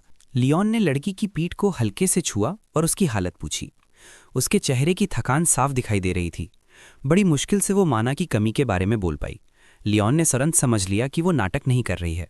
उसने अपने क्लासमेट को कंधे पर उठाया और प्रोफेसर को बताया कि माना खत्म होने की वजह से वो बेहोश हो गई है। ग्रेग ने सामने देखते हुए कहा कि जैसे ही वो रिकवर हो जाए, सर्कल बनाना जारी रखना होगा। ये सुनकर लियोन को कन्फ्यूजन हुआ और उसे लगा कि शायद इस क्लास में वही अकेला स्टूडेंट बचा है। उसके पास एक नीला मैजिक बॉल घूम रहा था। लियोन ने प्रोफेसर से ग्रेड्स को लेकर सवाल किया। वैम्पायर प्रोफेसर ने किताब जोर से बंद की और बताया कि रूल्स के अनुसार ग्रेड्स फर्स्ट प्लेस से दिए जाएंगे, चाहे स्टूडेंट्स कितने भी हों। लियोन ने यह सुनकर हामी भरी और उसके चेहरे पर हल्की स्माइल आ गई। उसे लगा कि ये क्लास किसी जैकपॉट से कम नहीं है। वो खुद को हनी से घिरा हुआ इमेजिन करने लगा और सोचने लगा कि अगर वो आखिर तक टिका रहा तो आसानी से ए ग्रेड मिल जाएगा। ये वही सब्जेक्ट था जिसकी उसे तलाश थी। उसके हाथ में मौजूद बॉल उसे ग्रेड देने वाला मैजिक बॉल लग रहा था। उसे बस वही प्रोसेस रिपीट करना था। वो अंदर से खुश था। प्रोफेसर चुपचाप स्टूडेंट को देख रहा था। ग्रेग को ये मज़ेदार लगा कि लियोन अभी तक भागा नहीं। हर साल स्टूडेंट्स इस क्लास में आते हैं और फिर टाइट की तरह गायब हो जाते हैं। लेक्चर हॉल अक्सर खाली रहता था। पिछले साल अटेंडेंस शीट भी खाली थी। कॉन्ट्रैक्ट के अनुसार उसे हर साल ये क्लास लेनी थी। स्टूडेंट्स इकट्ठा करना उसका काम नहीं था। आवर ग्लास मेज पर रखा रहता और क्लास खत्म होते ही वो चला जाता। लेकिन इस बार लियोन नाम का एक अनयूजुअल फर्स्ट ईयर स्टूडेंट आया था जिसने रूटीन तोड़ दी थी। ग्रेग ने महसूस किया कि लियोन खास है, भले ही उसे साशा की मैजिकल एनर्जी का अंदाजा ना हो। लियोन को बताया गया कि अगर वो क्लासेस अटेंड करता रहा तो प्रोफेसर आगे नए टॉपिक्स तक जा पाएगा। लाइट टावर की नीली छत उसकी आंखों में बस गई। लाउंज में स्टूडेंट्स पानी का ग्लास पकड़े बैठे थे। प्रोफेसर ने कहा कि वो उन्हें वैल्यूएबल इन्फॉर्मेशन देने वाला है। लियोन ने खुशी से मुट्ठी भींच ली और बोला कि ये सब्जेक्ट मिस नहीं किया जा सकता। सिर्फ मौजूद रहने से ही अच्छे ग्रेड्स मिल जाएंगे। होस्ट ने कन्फ्यूजन में सिर खुजाया। लियोन ने डिटेल्स पूछी, यहाँ आखिर सिखाया क्या जाता है। उसे बताया गया कि माना का इस्तेमाल करके स्टार स्पिरिट स्टोन उठानी होती है और उसके साथ मैजिक सर्कल प्रैक्टिस करनी होती है। आगे क्या होगा इस सवाल पर लियोन ने कहा कि प्रोफेसर ने इससे ज़्यादा कुछ नहीं बताया। सब उसे अजीब नज़रों से देखने लगे। लियोन ने साफ कहा कि उसके लिए सबसे इंपॉर्टेंट चीज़ ग्रेड्स हैं। होस्ट ने उसे एक प्रॉफिट ऑब्सेस्ड ड्रैगन जैसा इमेजिन किया। इसके बाद वो नेक्स्ट सब्जेक्ट की ओर बढ़ा। फायरप्लेस में आग जल रही थी। अगला सवाल उठा, अब कौन सा सब्जेक्ट? जब फेंसिंग बेसिक्स का नाम आया तो मैजिक एकेडमी में ये सुनकर सब हैरान रह गए। लियोन कोर्टयार्ड के सदर्न एंट्रेंस पर पहुंचा और आर्च के पास खड़े होकर पूछा, क्या यही फेंसिंग ट्रेनिंग ग्राउंड है? वहां व्हाइट टाइगर टावर के स्टूडेंट्स थे जो नाइट्स के हाउसेस से आते थे और फेंसिंग को बहुत सीरियस लेते थे। लियोन ने सोचा कि मैजिकल कॉम्बैट उसे आसानी से आ जाता है, इसलिए फेंसिंग प्रैक्टिस भी ठीक रहेगी। लेकिन स्टूडेंट्स ने उसे ब्लू ड्रैगन टावर से होने पर शक की नज़र से देखा। एक ग्रीन स्किन स्टूडेंट आगे आया और खुद को वार्डिना हाउस से बताया। ऑर्क ने वार्निंग दी कि यहाँ बिगिनर्स को नहीं सिखाया जाता और असली फाइट में कोई हाथ नहीं रोकता। लियोन ने शांति से कहा कि वो संभल कर लड़ेगा ताकि कोई गंभीर रूप से घायल ना हो। तभी एक स्कार आइड सिल्वर प्रोस्थेटिक लेग वाला एल्फ सामने आया। ब्लॉन्ड एल्फ ने खुद को फेंसिंग प्रोफेसर बताया। ये सुनकर लियोन को हैरानी हुई कि एक एल्फ फेंसिंग सिखा रहा है। प्रोफेसर ने कहा कि यहाँ बेसिक्स नहीं बल्कि जो स्किल्स पहले से हैं उन्हीं की प्रैक्टिस होगी। लियोन ने नज़रें चुरा लीं। उसे फिर याद आया कि उसका असली मकसद सिर्फ ग्रेड्स हैं। तभी एक हाथ उसके कंधे पर रखा गया और ब्लॉन्ड एल्फ उसके पीछे खड़ा था। लियोन के पीछे खड़ा एल्फ, जो देखने में लड़कियों के बीच पॉपुलर लगता था, उसने हाथ हिलाया और पूछा कि क्या वो वॉर्डिना हाउस से लियोन है। पास आते हुए उसने क्यूरियोसिटी दिखाई कि एक फेमस मेज हाउस का स्टूडेंट सोर्ट्समैनशिप सीखने क्यों आया है। लियोन ने काम टोन में जवाब दिया कि ये तो ऑब्वियस है।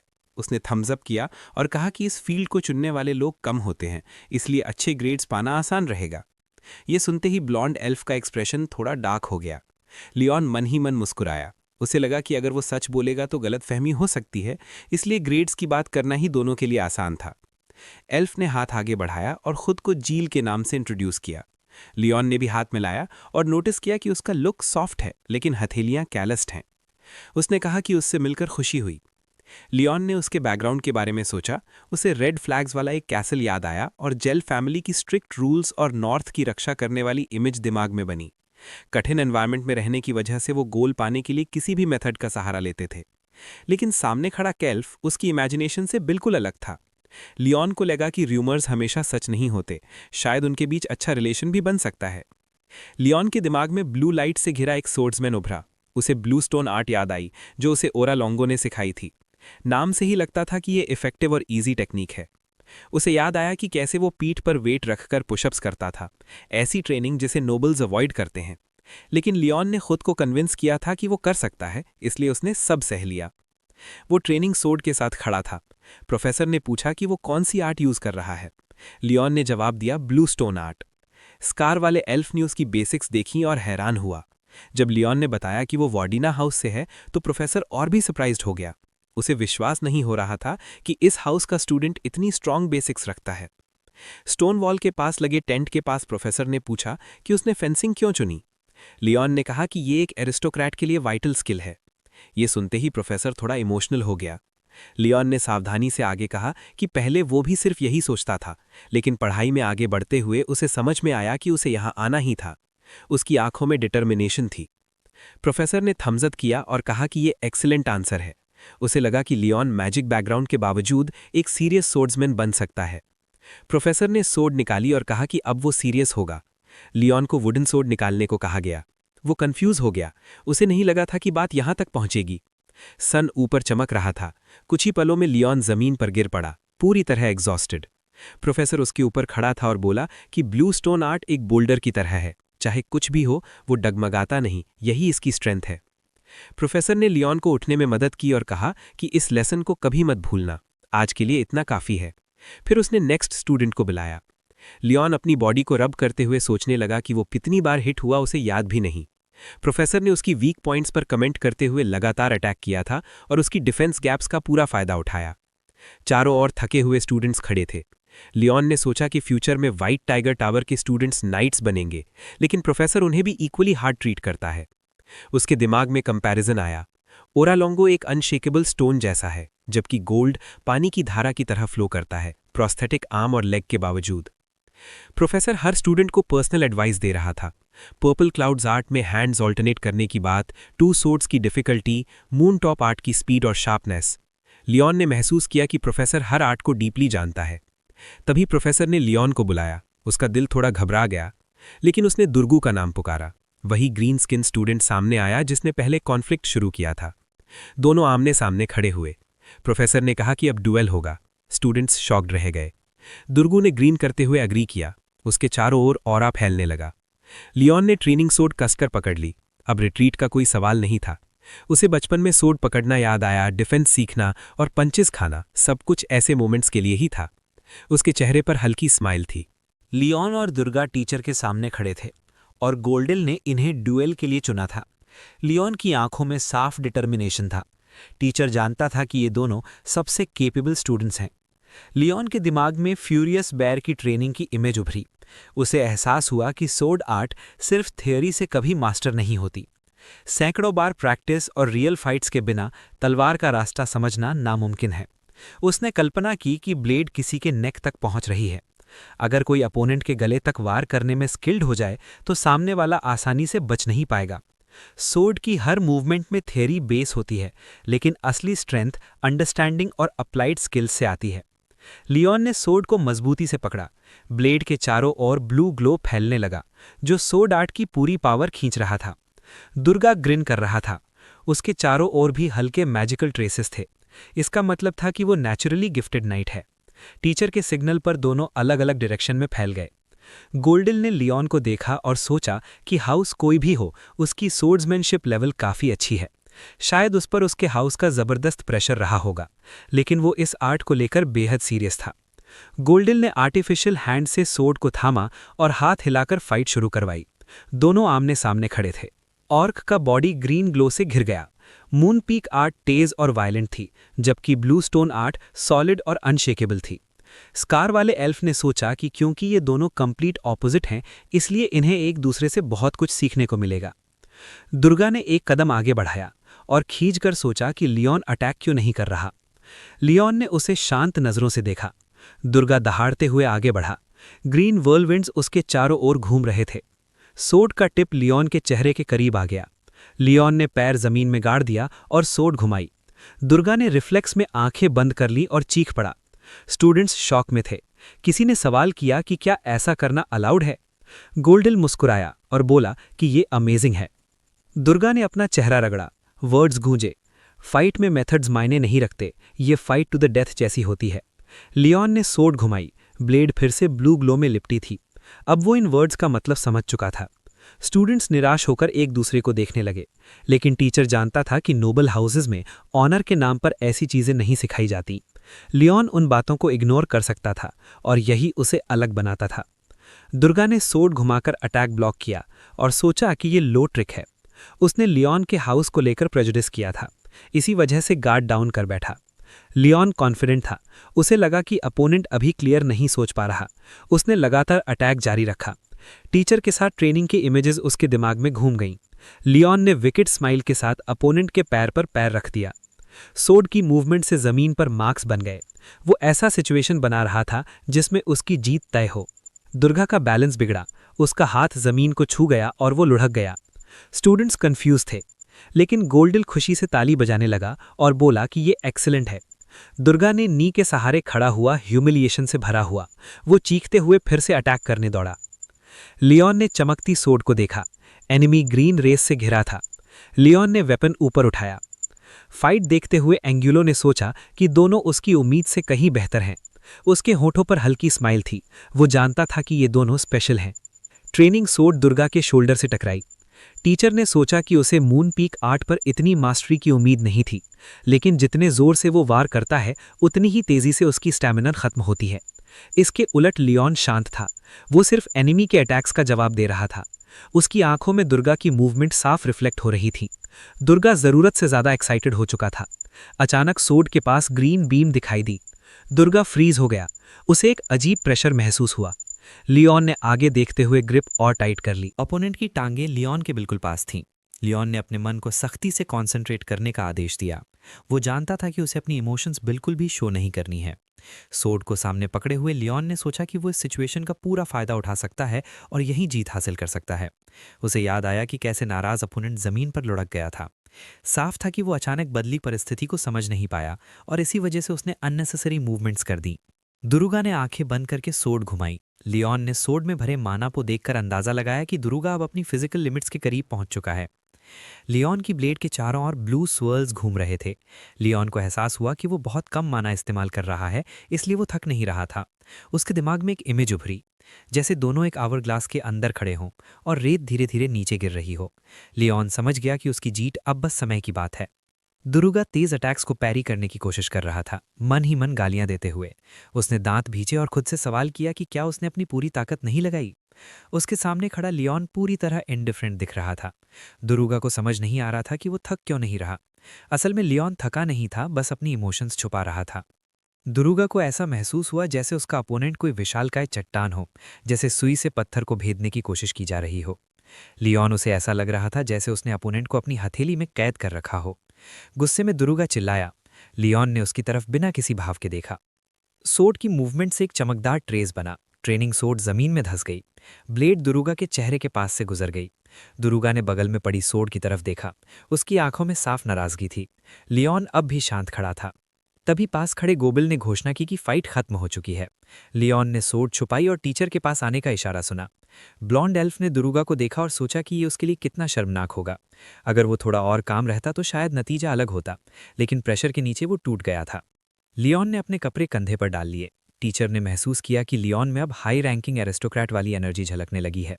एनगोल्ड ने हाथ हिलाकर कहा कि दोनों ने शानदार फाइट की, लेकिन जीत पूरी तरह वन साइडेड नहीं थी। हल्की मुस्कान के साथ उसने कहा कि विनर को हम्बल रहना चाहिए और लूजर को परसिवेरेंस नहीं छोड़नी चाहिए ताकि आगे ग्रोथ हो सके। टीचर ने आंखें बंद करके दोनों को हैंडशेक करने के लिए कहा। लियोन सोच रहा था कि दुरुगा शायद सीधे आकर कुछ कहेगा। तभी एक ग्रीन हाथ आगे बढ़ा। दुरुगा ने शांत आवाज में कहा कि ये एक अच्छी फाइट थी और उसने पहले रूड होने के लिए माफी मांगी। लियोन को हैरानी हुई, लेकिन उसने देखा कि दुरुगा का चेहरा सिंसियर लग रहा था। उसने हाथ मिलाते हुए कहा कि शायद वो भी ज्यादा वरिड था। टीचर ने खुश होकर ताली बजाई और बाकी स्टूडेंट्स से पूछा कि वे क्लैप क्यों नहीं कर रहे। कैसल के ऊपर फुल मून चमक रहा था। स्टूडेंट्स दुरुगा को घेर कर खड़े हो गए। व्हाइट टाइगर टावर के कुछ स्टूडेंट्स नाखुश दिखे और बोले कि उनकी टावर की प्राइड को ठेस पहुंची है। जिगिल ने हाथ हिलाते हुए कहा कि वो इस ह्यूमिलिएशन को ऐसे नहीं छोड़ेगा। उसकी आंखों में ब्लू ग्लो चमका। दुरुगा ने पूछा कि आखिर कैसे। जिगिल ने उंगलियां चटकाई और कहा कि ये सिंपल है, अगर 1-on-1 में हार गए तो नंबर्स से लड़ेंगे।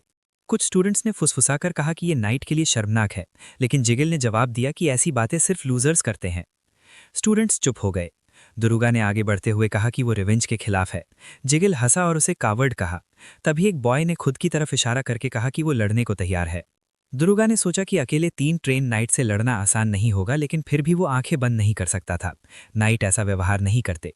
वो लियोन के साथ खड़े होने का फैसला करता है। फुल मून की रोशनी में जमीन पर निशान दिख रहे थे। दुरुगा तेजी से आगे बढ़ा और लियोन को पुकारा। अचानक कुछ उसके पास से गुजरा। एक छोटा पत्थर जमीन पर गिरा। एक स्टूडेंट फेस डाउन पड़ा था, उसके सिर से धुआं उठ रहा था। बाकी 2 घबराए हुए थे। दुरुगा ने गुस्से में पूछा कि ये कैसे हुआ। लियोन के आसपास छोटे छोटे पत्थर हवा में तैर रहे थे। उसने शांत लेकिन खतरनाक आवाज में कहा कि अगर मरना चाहते हैं तो और करीब आ जाएं। दुरुगा ये सब देखकर कंफ्यूजन में पड़ गया, सोचते हुए कि यहाँ आखिर चल क्या रहा है। ये पूरी घटना कुछ देर पहले शुरू होती है जब एक छड़ी जमीन से टकराती है और एक आदमी लियोन को आवाज देता है। तभी 3 स्टूडेंट्स लियोन को घेर लेते हैं और उससे पूछते हैं कि क्या उसे लगता है कि एक ऑनेस्ट ड्यूएल बिगाड़ने के बाद कुछ भी नहीं होगा। वे धमकी देते हैं कि अब वो इस सब्जेक्ट में आगे कंटिन्यू नहीं कर पाएगा। लियोन अपनी नज़र ड्रेडलॉक्स वाले ऑर्क पर डालता है और सोचता है कि क्या सच में वजह वही ड्यूएल है। उसे ये सब बहुत अनोइंग लगता है। वो उन्हें डराना चाहता था। गुस्से में पलटकर वो पूछता है कि क्या वे ये सब हाउस देखे बिना कर रहे हैं। ड्रेडलॉक्स वाला आदमी दांत पीसते हुए कहता है कि लियोन उन्हें डराने की कोशिश कर रहा है। छड़ी पकड़े आदमी ने ताना मारा कि क्या उसे उम्मीद है कि वे पीछे हट जाएंगे। तीनों स्टूडेंट्स एक दूसरे की तरफ देखते हैं, जैसे मन ही मन पूछ रहे हों कि क्या वे इससे बच निकलेंगे। लियोन समझ जाता है कि उन्हें किसी का सपोर्ट है। उसे ऐसा लगता है जैसे उनके पीछे कोई सिल्वेट खड़ा है जो उन्हें प्रोटेक्ट करेगा। लियोन गहरी सांस लेता है और सोचता है कि अगर उनमें ज़रा भी अकल होती तो वे इस झंझट में पड़ते ही नहीं। वो सख्त लहजे में पूछता है कि उन्हें किस ग्रेट हाउस ने भेजा है। तभी छोटे हॉर्न्स वाला लड़का चिल्लाकर उसे चुप रहने को कहता है और बाकी को आदेश देता है कि उसकी बात न सुने। तीनों को साफ आदेश है कि लियोन को भागने न दिया जाए। लियोन को लगता है कि 3 बनाम 1 बहुत ज़्यादा है। उसे याद आता है कि पहले किसी ने उसे ऐसी हालत में भाग जाने की सलाह दी थी, लेकिन रास्ता बंद है। तभी लियोन की नज़र ज़मीन पर पड़े पत्थरों पर जाती है। वो माना की मदद से उन्हें उठाने की कोशिश करता है और सोचता है कि क्या ये पॉसिबल होगा। ट्रेनिंग की याद आते ही उसे लगता है कि ये पत्थर फेडर्स इतने हल्के हैं। वो वॉन्ड घुमाता है और पत्थर हवा में उड़ जाते हैं। सामने वाले शॉक में पूछते हैं कि क्या वो इतना एडवांस मैजिक इस्तेमाल कर सकता है। लियोन कॉन्फिडेंट स्माइल के साथ सोचता है कि ये उन्हें डराने के लिए काफ़ी है। नीली माना बीम पत्थर को आगे बढ़ाती है और अचानक एक पत्थर एक लड़के के सिर पर लग जाता है। वो ज़मीन पर गिर पड़ता है। लियोन खुद शॉक में रह जाता है। हालात उसके प्लान से बाहर चले जाते हैं। उसके चारों तरफ डरावनी ब्लू ऑरा फैल जाती है। वो ठंडे दिमाग से कहता है कि अगर उन्हें मरने का शौक है तो पास आ सकते हैं। डर के मारे ऑर्क अपने घायल साथी को उठाकर पीछे हट जाता है। बाद में आग के पास बैठकर लियोन को पता चलता है कि ये सब व्हाइट टाइगर टावर की पॉलिटिक्स है। दुरुगु समझाता है कि जिगेल अथॉरिटी बढ़ाने के लिए लियोन को टारगेट बना रहा है। अगर वो फेंसिंग में आगे बढ़ा तो हॉस्टिलिटी और बढ़ेगी। लियोन ध्यान से सुनता है लेकिन तय करता है कि वो पीछे नहीं हटेगा। टावर लौटकर लियोन जानबूझकर खुद को विक्टिम दिखाता है और कहता है कि उस पर व्हाइट टाइगर टावर के स्टूडेंट्स ने हमला किया। ब्लू ड्रैगन टावर के स्टूडेंट्स गुस्से में भर जाते हैं। वे हथियार उठाने को तैयार हो जाते हैं और बदला लेने की बात करते हैं। लियोन ये देखकर हैरान रह जाता है कि नफरत कितनी गहरी है। तभी एकिन सबको रोकते हुए कहता है कि आगे बढ़ने से पहले उसकी बात सुनी जाए। एकिन हाथ हिलाते हुए कहता है कि उन्हें जल्दबाजी में कोई एक्शन नहीं लेना चाहिए। वो टावर नाइट्स फैमिलीज के डिसेंडेंट से भरा हुआ है। अगर वे इमोशंस में बहकर आगे बढ़े तो हारना तय है। वो दोनों हाथ आगे बढ़ाकर जोर से कहता है कि वो सही बात कह रहा है। एक स्टूडेंट चिल्लाकर कहता है कि वे एम्बुश लगाकर अटैक करेंगे। बाकी स्टूडेंट्स खुशी में मुट्ठी उठाकर सपोर्ट करते हैं और कहते हैं कि ये डिसीजन उनके फैमिली के नाम के लायक है। वे पूरी तरह इसे सही मान लेते हैं। दूसरा स्टूडेंट माथे पर हाथ मारते हुए बोलता है कि अटैक से पहले प्रिपरेशन जरूरी है। लियोन अंदर ही अंदर सोचता है कि किसी से उम्मीद करना बेवकूफ़ी है। वो आगे बढ़कर सबको शांत रहने को कहता है। वो साफ करता है कि उसने रिवेंज के लिए नहीं बुलाया। लियोन अपनी तरफ इशारा करते हुए कहता है कि ये मैटर पार्टली उसकी वजह से है, इसलिए वो इसे खुद हैंडल करेगा। एक क्लासमेट हाथ हिलाकर कहता है कि सामने वाले लोग कनिंग, मीन और पेटी हैं, उनसे डील करना आसान नहीं होगा। लियोन गहरी सांस लेकर कहता है कि वे सब रिस्पेक्टेबल फैमिलीज से आते हैं, क्या उनके जैसा बनना शेमफुल नहीं होगा। ये बात सुनकर स्टूडेंट्स थोड़ा शांत होते हैं। लियोन समझ जाता है कि उसकी बात काम कर रही है। अब वो इम्पॉर्टेंट पॉइंट पर आता है। वो ड्रैगन्स और टाइगर्स का एग्जाम्पल देकर समझाता है कि अगर वे अकेले लड़ेंगे तो सामने वाले ग्रुप बनाकर आएंगे, क्योंकि वे कावर्ड्स हैं। ये सुनकर स्टूडेंट्स की आंखें चमक उठती हैं। वे मान जाते हैं कि साथ रहना और प्रिपेयर्ड रहना ही सही है। लियोन को हाल ही में दूसरे टावर के स्टूडेंट्स के साथ हुई घटना याद आती है और उसे लगता है कि फैमिली के नाम पर बुलिंग से कुछ हद तक बचाव हो गया है। स्टूडेंट्स धीरे धीरे रूम में फैल जाते हैं। कोई कहता है कि उनकी अगली क्लास उन्हीं के साथ है। दूसरा बोलता है कि वो उनकी लाइफ आसान नहीं होने देगा। एक ब्राउन हेड स्टूडेंट आंख बंद करके कहता है कि उसने लाइट स्पेल मास्टर कर लिया है। दूसरा हंसते हुए बोलता है कि यकीन है किसी ने भी अभी तक ठीक से नहीं सीखा। लियोन उलझी हुई स्माइल के साथ आगे देखता है और सोचता है कि कहीं वो ही अकेला तो नहीं जिसने लाइट स्पेल मास्टर नहीं किया। उसे लगता है जैसे उसके और बाकी स्टूडेंट्स के बीच एक गैप बन गया हो। अगले दिन एक लड़की यॉर्निंग करती हुई रूम में आती है। सामने एग्जॉस्टेड लियोन को देखकर वो शॉक में बोलती है कि वो डर गया। लियोन स्लीपी आंखों से जवाब देता है। यॉनर उसके चेहरे की हालत पूछती है तो उसे पता चलता है कि वो पूरी रात मैजिक प्रैक्टिस करता रहा। वॉन्ड देखकर कहती है कि ये फॉरबिडन है। फिर याद आता है कि उसे परमिशन मिली हुई है। इसी बीच गेनांडो नीचे आता है। फायरप्लेस के पास बैठकर वो सॉसेजेस देखता है। उसकी आंखें भूख से चमकने लगती हैं। लियोन पीछे से आकर कहता है कि डरने की जरूरत नहीं, कोई फूड चुराएगा नहीं। गेनांडो घबरा जाता है और पूछता है कि वो कब आया। लियोन मजाक में कहता है कि जब वो सीक्रेटली सॉसेजेस निकाल रहा था। लियोन चारों तरफ देखता है और कहता है कि सब स्टूडेंट्स बहुत अनवेल लग रहे हैं। कोई भूख से परेशान है। कोई बोलता है कि अगर लियोन ने फूड सेल नहीं किया होता तो हालत और ख़राब होती। लियोन सोचता है कि उन्हें प्रिपरेशन करनी होगी क्योंकि फूड बहुत कम बचा है। बेसिक मैजिक रूम में गार्सिया आती है। वो स्टूडेंट्स को देखकर तुरंत समझ जाती है कि वे हंग्री और एग्जॉस्टेड हैं। टावर्स के बीच टेंशन साफ दिख रहा है, खासकर ब्लू ड्रैगन और वाइट टाइगर के बीच। वो सबको डांटकर बैठने को कहती है। फिर वो सवाल पूछती है कि लाइट स्पेल किसने मास्टर किया। लियोन यॉर्निंग करते हुए हाथ उठाता है। पूरी रात प्रैक्टिस के बाद वो किसी तरह सक्सीड कर पाया था। बाकी स्टूडेंट्स एक दूसरे को देखते हैं लेकिन कोई हाथ नहीं उठाता। गार्सिया स्माइल करते हुए कहती है कि ये एक्सपेक्टेड था। लियोन अपने क्लासमेट की तरफ देखता है जिसने पहले दावा किया था। वो मानता है कि उसने प्रिंसिपल समझा है लेकिन मास्टरी नहीं हुई। लियोन अंदर ही अंदर झुंझलाता है और सोचता है कि अरिस्टोक्रेट्स बस ब्रैग करना चाहते हैं। उसी समय एकिन धीरे से कहता है कि प्रिंसेस ने उसके बारे में फैल रही स्ट्रेंज गॉसिप पर भरोसा कर लिया है। लियोन चौंककर पूछता है कि कैसी गॉसिप। जवाब मिलता है कि लोग कहते हैं वो सिर्फ ग्रेड्स में इंटरेस्ट रखता है, नॉलेज में नहीं। ये सुनकर लियोन हल्का सा भौहें चढ़ाता है और सोचता है कि ये सब कितना बेकार है। सीधे सामने देखते हुए लियोन सोचता है कि ये बात सच है, इसीलिए कहने को उसके पास कुछ नहीं है। उसके भीतर गुस्सा आग की तरह जल रहा था। वो साफ तौर पर फ्यूरियस था। मुट्ठी भींचते हुए वो सोचता है कि प्रिंसेस से उसे डिसअपॉइंटमेंट हुई है। लेकिन असली सवाल ये था कि ये र्यूमर किसने फैलाया। उससे भी अजीब बात ये थी कि प्रिंसेस ने इतना इम्प्लॉजिबल झूठ कैसे मान लिया। हाथ का सहारा लेकर लियोन पूछता है कि आखिर गलत क्या है और क्या ये उसका राइट था कि वो बिना सोचे समझे किसी बात पर भरोसा कर ले। उसका कॉमरेड शॉक में उसकी तरफ देखता है। उसकी मुट्ठी कांपने लगती है। एशिन लियोन की इमेज अपने मन में बनाता है, जैसे वो हाथ में एक लैंप पकड़े हो। कितना फ्रेंडली और शांत। वो गोल्डन रिबन्स वाले लियोन की कल्पना करता है और सोचता है कि टावर में कई ग्रेट फैमिलीज के डिसेंडेंट्स हैं, लेकिन लियोन सबसे नोबल है। एशिन की आंखों से एक आंसू बह जाता है। वो सोचता है कि उसकी फैमिली ने उसे यहाँ इसलिए भेजा था ताकि वो लियोन जैसे फ्रेंड्स बना सके। आंसू पहुंचते हुए वो कहता है कि लियोन एक अमेजिंग इंसान है। लियोन समझ नहीं पाता कि अचानक उसे क्या हो गया। उसी समय लाइट स्पेल के इस्तेमाल से लियोन के ऊपर एक ब्राइट ग्लो दिखाई देता है। एडेनार्ड के पास एक ब्लू बॉल चमकने लगता है। स्टूडेंट्स देखते हैं कि दोनों शाइनिंग बॉल्स आपस में मर्ज हो जाते हैं। गार्सिया ताली बजाते हुए कहती है कि ये बहुत अच्छा है। पहले वीक में रेयरली कोई स्टूडेंट इस स्पेल को मास्टर कर पाता है। बाकी स्टूडेंट्स उदास होकर सिर झुका लेते हैं। गार्सिया कहती है कि उसे ऐसे टैलेंटेड स्टूडेंट्स मिलकर खुशी है। वो सबको समझाती है कि सैड होने की कोई वजह नहीं है। लाइट मैजिक फाउंडेशन है, मैजिक को समझने का पहला स्टेप। वो स्माइल के साथ कहती है कि डिस्पेयर ना करें। लियोन उसे देखते हुए सोचता है कि शायद कोई इसकी बात सुन भी नहीं रहा। उसे अलग अलग टावर्स के स्टूडेंट्स एक दूसरे को ग्लेयर करते हुए नजर आते हैं। उसे लगता है कि अभी हार्मनी इम्पॉसिबल है। गार्सिया आंख बंद करके सबको काम होने और अपनी सीट्स पर लौटने को कहती है।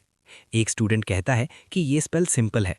दूसरा बोलता है कि ये तो व्हाइट टाइगर टावर के 0 स्टूडेंट्स भी कर लेते हैं। गार्सिया हल्की स्माइल के साथ कहती है कि अपसेट ना हो, क्योंकि इस सेमेस्टर में वे एलिमेंटल मैजिक सीखेंगे। ये सुनते ही स्टूडेंट्स एक्साइटेड हो जाते हैं। गार्सिया समझाती है कि लाइट मास्टर करने के बाद एलिमेंट्स को समझना आसान होगा। लियोन अपने मन में वाटर, फायर, अर्थ, एयर और डार्कनेस जैसे एलिमेंट्स की इमेज बनाता है। वो सोचता है कि ग्रेविटी जैसे कॉम्प्लेक्स एट्रीब्यूट्स भी इन्हीं से बनते हैं। उसे लगता है कि ये बेसिक मैथ सीखने जैसा है। वो स्माइल करता है और सोचता है कि एलिमेंटल मैजिक सीखने के बाद उसे हर जगह इंपॉर्टेंस मिलेगी। गार्सिया स्टाफ उठाकर कहती है कि अब बेसिक एलिमेंट टेस्ट होगा, क्योंकि हर इंसान एक एलिमेंट के लिए सूटेबल होता है।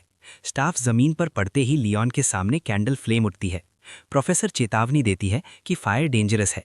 वो फायर मैजिक दिखाती है और स्टूडेंट्स ऑ में देख लेते हैं। लियोन अपनी हथेली में फ्लेम देखकर सोचता है कि मैजिक सच में अमेजिंग है। जब स्टूडेंट्स प्रैक्टिस करते हैं, लियोन कैंडल के पास हाथ रखता है और इमेजिन करता है, लेकिन अचानक वाटर उसकी फ्लेम बुझा देता है। प्रोफेसर उसे रोकती है और कहती है कि अभी फायर मैजिक वेट करे। वो समझाती है कि उसके लिए वाटर मैजिक सेफर है। लियोन सोचता है कि फायर अनकंट्रोलेबल हुआ तो डिस्ट्रक्शन हो सकता है। प्रोफेसर स्माइल करके कहती है कि बाद में फायर भी सीखेगा, अभी वाटर प्रैक्टिस करे। लियोन पानी में अपना रिफ्लेक्शन देखता है और सोचता है कि सेफ्टी ज़रूरी है। एशन मजाक में कहता है कि उसे जेलसी हो रही है कि लियोन को स्पेशल गाइडेंस मिल रही है। लियोन इरिटेशन में सोचता है कि कभी-कभी साइलेंस ही बेहतर होती है। जादू की वॉन्ड को आगे बढ़ाकर लियोन ने स्प्लैश स्पेल कास्ट किया। आंखें बंद करके वो स्पेल को दोहराता है। पानी के छींटे चारों ओर उड़ने लगते हैं। लियोन के मन में आता है कि वो फायर मैजिक भी सीखना चाहता है। प्लेटों में रखा पानी गोल गोल घूमने लगता है। अशाम ये देखकर शॉक हो जाता है। लियोन हवा में तैरती पानी की बूंदों को हैरानी से देखता है। किले के अंदर एक लाउड स्क्रीम सुनाई देती है, क्योंकि ये तीसरी कोशिश में काम कर गया था। गार्सिया स्माइल करती है, अपनी हथेलियां खोलकर कहती है कि ये अमेजिंग है। साफ लगता है कि लियोन का वाटर एलिमेंट से कनेक्शन है। जब वो कहती है कि लियोन एलिमेंटल मैजिक में सक्सीड हो गया है, तो सारे स्टूडेंट्स उसकी तरफ देखने लगते हैं। कुछ राइवल्स उदास होकर सिर झुका लेते हैं और कहते हैं कि वाटर बॉल इतना बड़ा होना सरप्राइजिंग है। गार्सिया सबको समझाती है कि इम्पेशेंट होने की कोई ज़रूरत नहीं है। हर इंसान का किसी न किसी एलिमेंट से कनेक्शन होता है। लियोन इमेजिन करता है कि फोर्ज में पले स्टूडेंट्स का फायर से रिश्ता होता होगा। वो फिशरमैन की इमेज सोचता है और मानता है कि नदी या समुद्र के पास रहने वालों का वाटर से जुड़ाव होता है। खुले मैदानों में रहने वाली लड़कियां विंड एलिमेंट के करीब होती हैं। गार्सिया आंखें बंद करके कहती है कि एलिमेंट जितना फेमिलियर होगा, विजुअलाइजेशन उतनी आसान होगी। लियोन पानी की एक बूंद को देखता है और सोचता है कि ये अजीब है, क्योंकि वो पानी से ज़्यादा फेमिलियर नहीं रहा। उसे एक पुरानी मेमोरी याद आती है, जब एक बूढ़े आदमी ने उसे पानी में डुबो दिया था। एडेनार्ड लियोन को ध्यान से देखती है। लियोन सोचता है कि ये कैसी नज़र है। लड़की गर्व से मुंह फेर लेती है। तभी एक बड़ा वाटर ड्रॉप हवा में तैरता हुआ लियोन के सिर पर गिर पड़ता है। गार्सिया हंसते हुए कहती है कि अगर कॉन्सेंट्रेशन टूटेगा तो फॉर्म बिगड़ जाएगी। वो लियोन से कहती है कि अगली बार फॉर्म बनाए रखने की कोशिश करे। मैजिक रेज लियोन के चारों ओर फैल जाती हैं और वो तुरंत सूख जाता है। लियोन सोचता है कि गार्सिया सच में स्कूल की लाइट जैसी है। वो कहता है कि उसे समझ आ गया है और पूछता है कि ये कितनी देर तक करना होगा। गार्सिया जवाब देती है कि आमतौर पर माना खत्म होने तक, लेकिन उसके केस में लेसन के एंड तक। लियोन को कन्फ्यूजन होता है और वो सोचता है कि ये फिजिकल पनिशमेंट नहीं है। वो प्रोटेस्ट करना चाहता है, लेकिन गार्सिया पहले ही मुड़ चुकी होती है। किसी दूसरे स्टूडेंट की हेल्प की आवाज़ आती है। लियोन डेस्क पर खड़ा रह जाता है, मुट्ठियां भींचकर सोचता है कि वो सब भूल गया था। उसे लगता है कि इस एकेडमी के सारे प्रोफेसर्स थोड़े क्रेजी हैं। गार्सिया भी सोचती है कि लंबे समय तक मैजिक मेंटेन कराना क्रूएल लग सकता है, लेकिन लियोन का टैलेंट ऑर्डिनरी नहीं है। 3 ट्राइज में इतना बड़ा वाटर बॉल बनाना ये दिखाता है कि उसकी माना रिजर्व एक्स्ट्रा ऑर्डिनरी है। ऐसे प्रेशियस स्टोन को पॉलिश करना ज़रूरी है। लेसन खत्म होने पर एकेडमी की ब्राइट बिल्डिंग में अगले वीक मिलने की बातें होती हैं। बाद में लियोन से कहा जाता है कि वो सुने।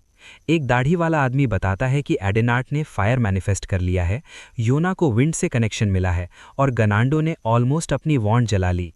बगीचे में काम करते हुए बातें होती हैं। लियोन बताता है कि व्हाइट टाइगर टावर के साथ रिलेशंस अच्छे नहीं हैं। प्रोफेसर यूरी हंसते हुए कहता है कि ये हमेशा से ऐसा ही रहा है और बेहतर है कि लियोन फाइट्स इग्नोर करे और मैजिक प्रैक्टिस पर ध्यान दे। लियोन चुपचाप मुस्कुराता है और आखिर में मान लेता है कि वो पहले ही उनसे लड़ चुका है। लियोन नाराज होकर मुड़ता है और कहता है कि उसे ऐसे न देखा जाए। वो खुद भी परेशान है। मग से एक सिप लेते हुए उरुक कहता है कि ये अजीब है, आमतौर पर फर्स्ट वीक में फाइट्स शुरू नहीं होती, ये कैसे हो गया। जैसे ही उसे पता चलता है कि ये सब फेंसिंग क्लासेस अटेंड करने की वजह से हुआ, वो शॉक में ड्रिंक थूक देता है। क्या ये ज्यादा क्रूअल नहीं है? मुंह पूछते हुए आदमी को देखकर लियोन पूछता है कि क्या वो ठीक है। प्रोफेसर शॉक में उंगली उठाकर कहता है कि वो फेंसिंग प्रैक्टिस करने गया था, ये उनकी टेरिटरी में घुसने जैसा है। वो एक्सप्लेन करता है कि टाइगर्स टेरिटोरियल एनिमल्स होते हैं। लियोन हाथ झाड़ते हुए कहता है कि हर किसी को एडिशनल सब्जेक्ट्स चुनने की फ्रीडम है। आदमी हाथ हिलाकर कहता है कि अब जो हुआ सो हुआ। एक और सिप लेते हुए वो ऑब्जर्व करता है कि लियोन ठीक लग रहा है। मैजिक का तो पता नहीं, लेकिन फाइटिंग में वो अच्छा है। लियोन हल्की स्माइल के साथ कहता है कि 3 लोगों के खिलाफ लड़ना आसान नहीं था। ये सुनकर ड्रिंक आदमी की बियर्ड से नीचे बहने लगता है। जब ड्वार्फ उठता है, लियोन पूछता है कि वो कहाँ जा रहा है। जवाब मिलता है कि आज के लिए काफ़ी काम हो गया है, अब वो खाना बनाएगा। कैरेट्स बास्केट में डालते हुए यूरिगम कहता है ठीक है और सोचता है कि उसे लियोन के साथ ज़्यादा फ्रेंडली होना चाहिए। वो इमेजिन करता है कि फ्यूचर में लियोन एम्पायर का बेस्ट सोर्समैन बनेगा। लियोन टेबल पर बैठता है, खुशी से ब्लश करता है और स्पून मुंह में डाल लेता है। बाद में प्लेट्स उठाकर कहता है कि वो सोच रहा था। साफ सुथरे घर को देखकर वो पूछता है कि क्या अकेले वही सब संभालता है। यूरिगम प्लेट धोते हुए जवाब देता है कि बाकी लोग लेजी थे, मोटिवेशन नहीं थी, इसीलिए भाग गए। वैसे भी ये सब एल्केमी की बेसिक स्किल्स हैं। लियोन टू डू लिस्ट देखकर सोचता है कि क्या आज किए गए सारे काम बेसिक थे। वो सिर हिलाकर मान लेता है। उसकी आंख में आंसू आ जाते हैं जब वो सोचता है कि जो उसे मुश्किल लगता है वो किसी और के लिए नॉर्मल है। लियोन जमीन की तरफ इशारा करके कहता है कि यहाँ कुछ उगता नहीं, क्या वो कुछ प्लांट कर सकता है। यूरिगम खुशी से अग्री करता है और पूछता है क्या उगाना चाहता है। लियोन कैबेज या अनियंस का नाम लेता है। ड्वार्फ पीछे से चिल्लाता है कि ये मत कहना कि वो उन्हें बेचने वाला है। लियोन एम्बारसमेंट में पूछता है कि उसे कैसे पता चला। यूरिगम माथा पीटता है और कहता है कि वो पहला ऐसा स्विंडलर नहीं है। जमीन पर कैबेज और अनियंस की फसल देखकर लियोन सोचता है कि सिर्फ वेजिटेबल्स जानना बोरिंग है। वो पूछता है कि क्या इनसे कुछ पकाया जा सकता है। जवाब मिलता है कि स्टू बनाया जा सकता है। लियोन अलग अलग रीजन्स की फूड कल्चर इमेजिन करता है। वेस्ट में ब्रेड और चीज़, ईस्ट में rice, noodles, chili paste. Leon पूछता है कि क्या उसे स्टू पसंद है। यूरिगम कहता है कि पसंद तो है, लेकिन वो ओरिएंटल क्विजीन से बचता है। वो बताता है कि उसके डिस्टेंट रिलेटिव्स वहाँ रहते हैं और हमेशा उसे टीज करते थे, इसलिए वो कम ही वहाँ जाता है। वीकेंड प्लान्स पर बात होती है। लियोन थक कर पूछता है कि क्या उसे वीकेंड पर भी काम करना होगा। यूरिगम हंसकर कहता है कि स्टार्विंग स्टूडेंट्स का क्या होगा, जरा सोचो।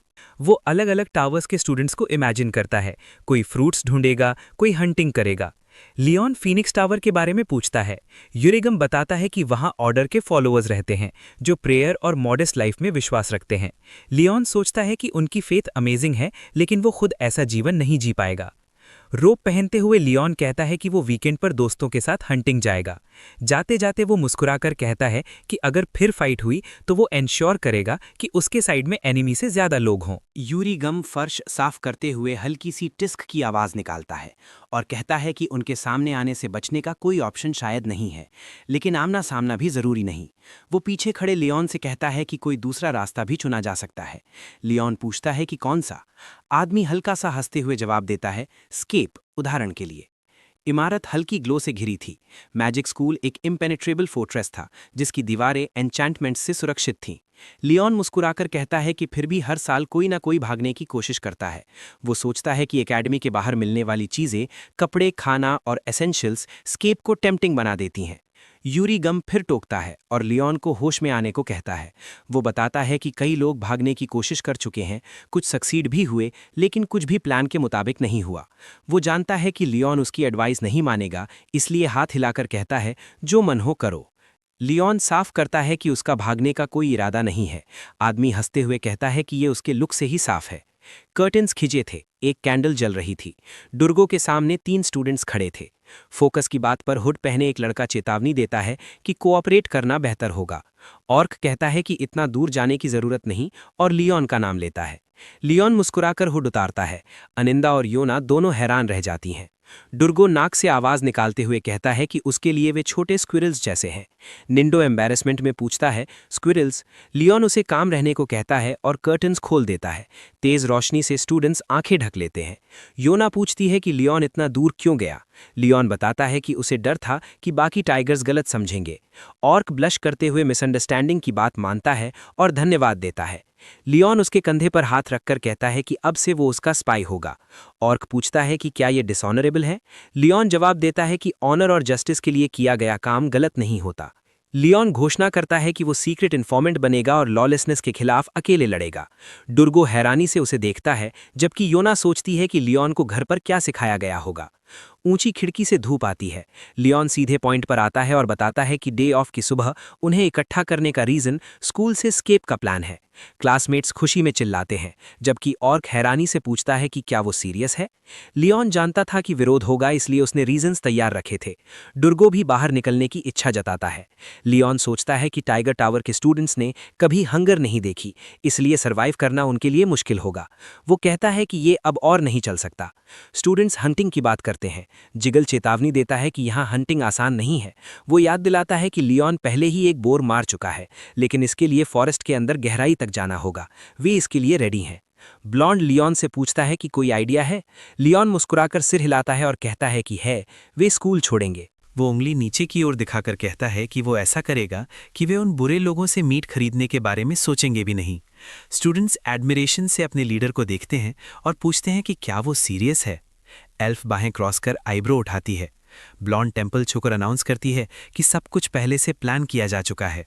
वो कहती है कि जो उसके साथ जुड़ना चाहें उनका स्वागत है, लेकिन जैसे ही वो कंडीशन जोड़ती है, स्टूडेंट्स हल्का सा फ्लिंच करते हैं। जिगल खतरनाक मुस्कान के साथ डिक्लेयर करती है कि सबको उसके ऑर्डर्स फॉलो करने होंगे। वो वार्निंग देती है कि डिसोबीडियंस की वजह से प्लान फेल हुआ तो माफ़ी नहीं मिलेगी और गुड नाइट कहकर चली जाती है। दुरुगु चुपचाप ये सब देखता रहता है। अगली सुबह अकेडमी धूप में नहाई होती है। लियोन मुस्कुराकर पूछता है कि अगर वो ओबीडियंटली ऑर्डर्स फॉलो करे तो क्या उसे ज्वाइन करने दिया जाएगा। ऑर्क और योना शॉक में उसे देखते हैं। दुरुगु पूछता है कि जिगल के बिहेवियर के बाद वो ऐसा कैसे सोच सकता है। ब्रूनेट बेपरवाही से कहता है कि किसी को फर्क नहीं पड़ता, लेकिन लियोन समझ जाता है कि हालात कॉम्प्लिकेटेड हो चुके हैं। वो टीचर्स और डायरेक्टर को याद करता है और मान लेता है कि एस्केप आसान नहीं होगा। उसे एहसास होता है कि जिगल उतनी सिंपल नहीं है जितनी दिखती है। लियोन दोस्तों के सामने कहता है कि उनके पास कोई और चॉइस नहीं है। ऑर्क और बाकी स्टूडेंट्स हेजिटेशन के साथ पूछते हैं, लेकिन लियोन याद दिलाता है कि वो और जिगल एनिमीज हैं। वो प्रॉवर्ब दोहराता है, एनिमी को जानो, यही उसकी स्ट्रैटेजी है। दुरुगु सोचकर मान जाता है कि ये प्लान काम कर सकता है। लियोन उसे जिगल का पीछा करने और उसका प्लान जानकर लौटने को कहता है और उसे हॉलवे में भेज देता है। ऑर्क ग्रिन के साथ भरोसा दिलाता है कि वो मिशन संभाल लेगा। दरवाज़ा बंद होते ही लियोन कहता है कि अब बैकअप एस्केप प्लान बनाना होगा। योनर मजाक में पूछती है कि क्या लियोन ब्रेन वॉशिंग मैजिक जानता है। वो हंसकर बात टाल देता है।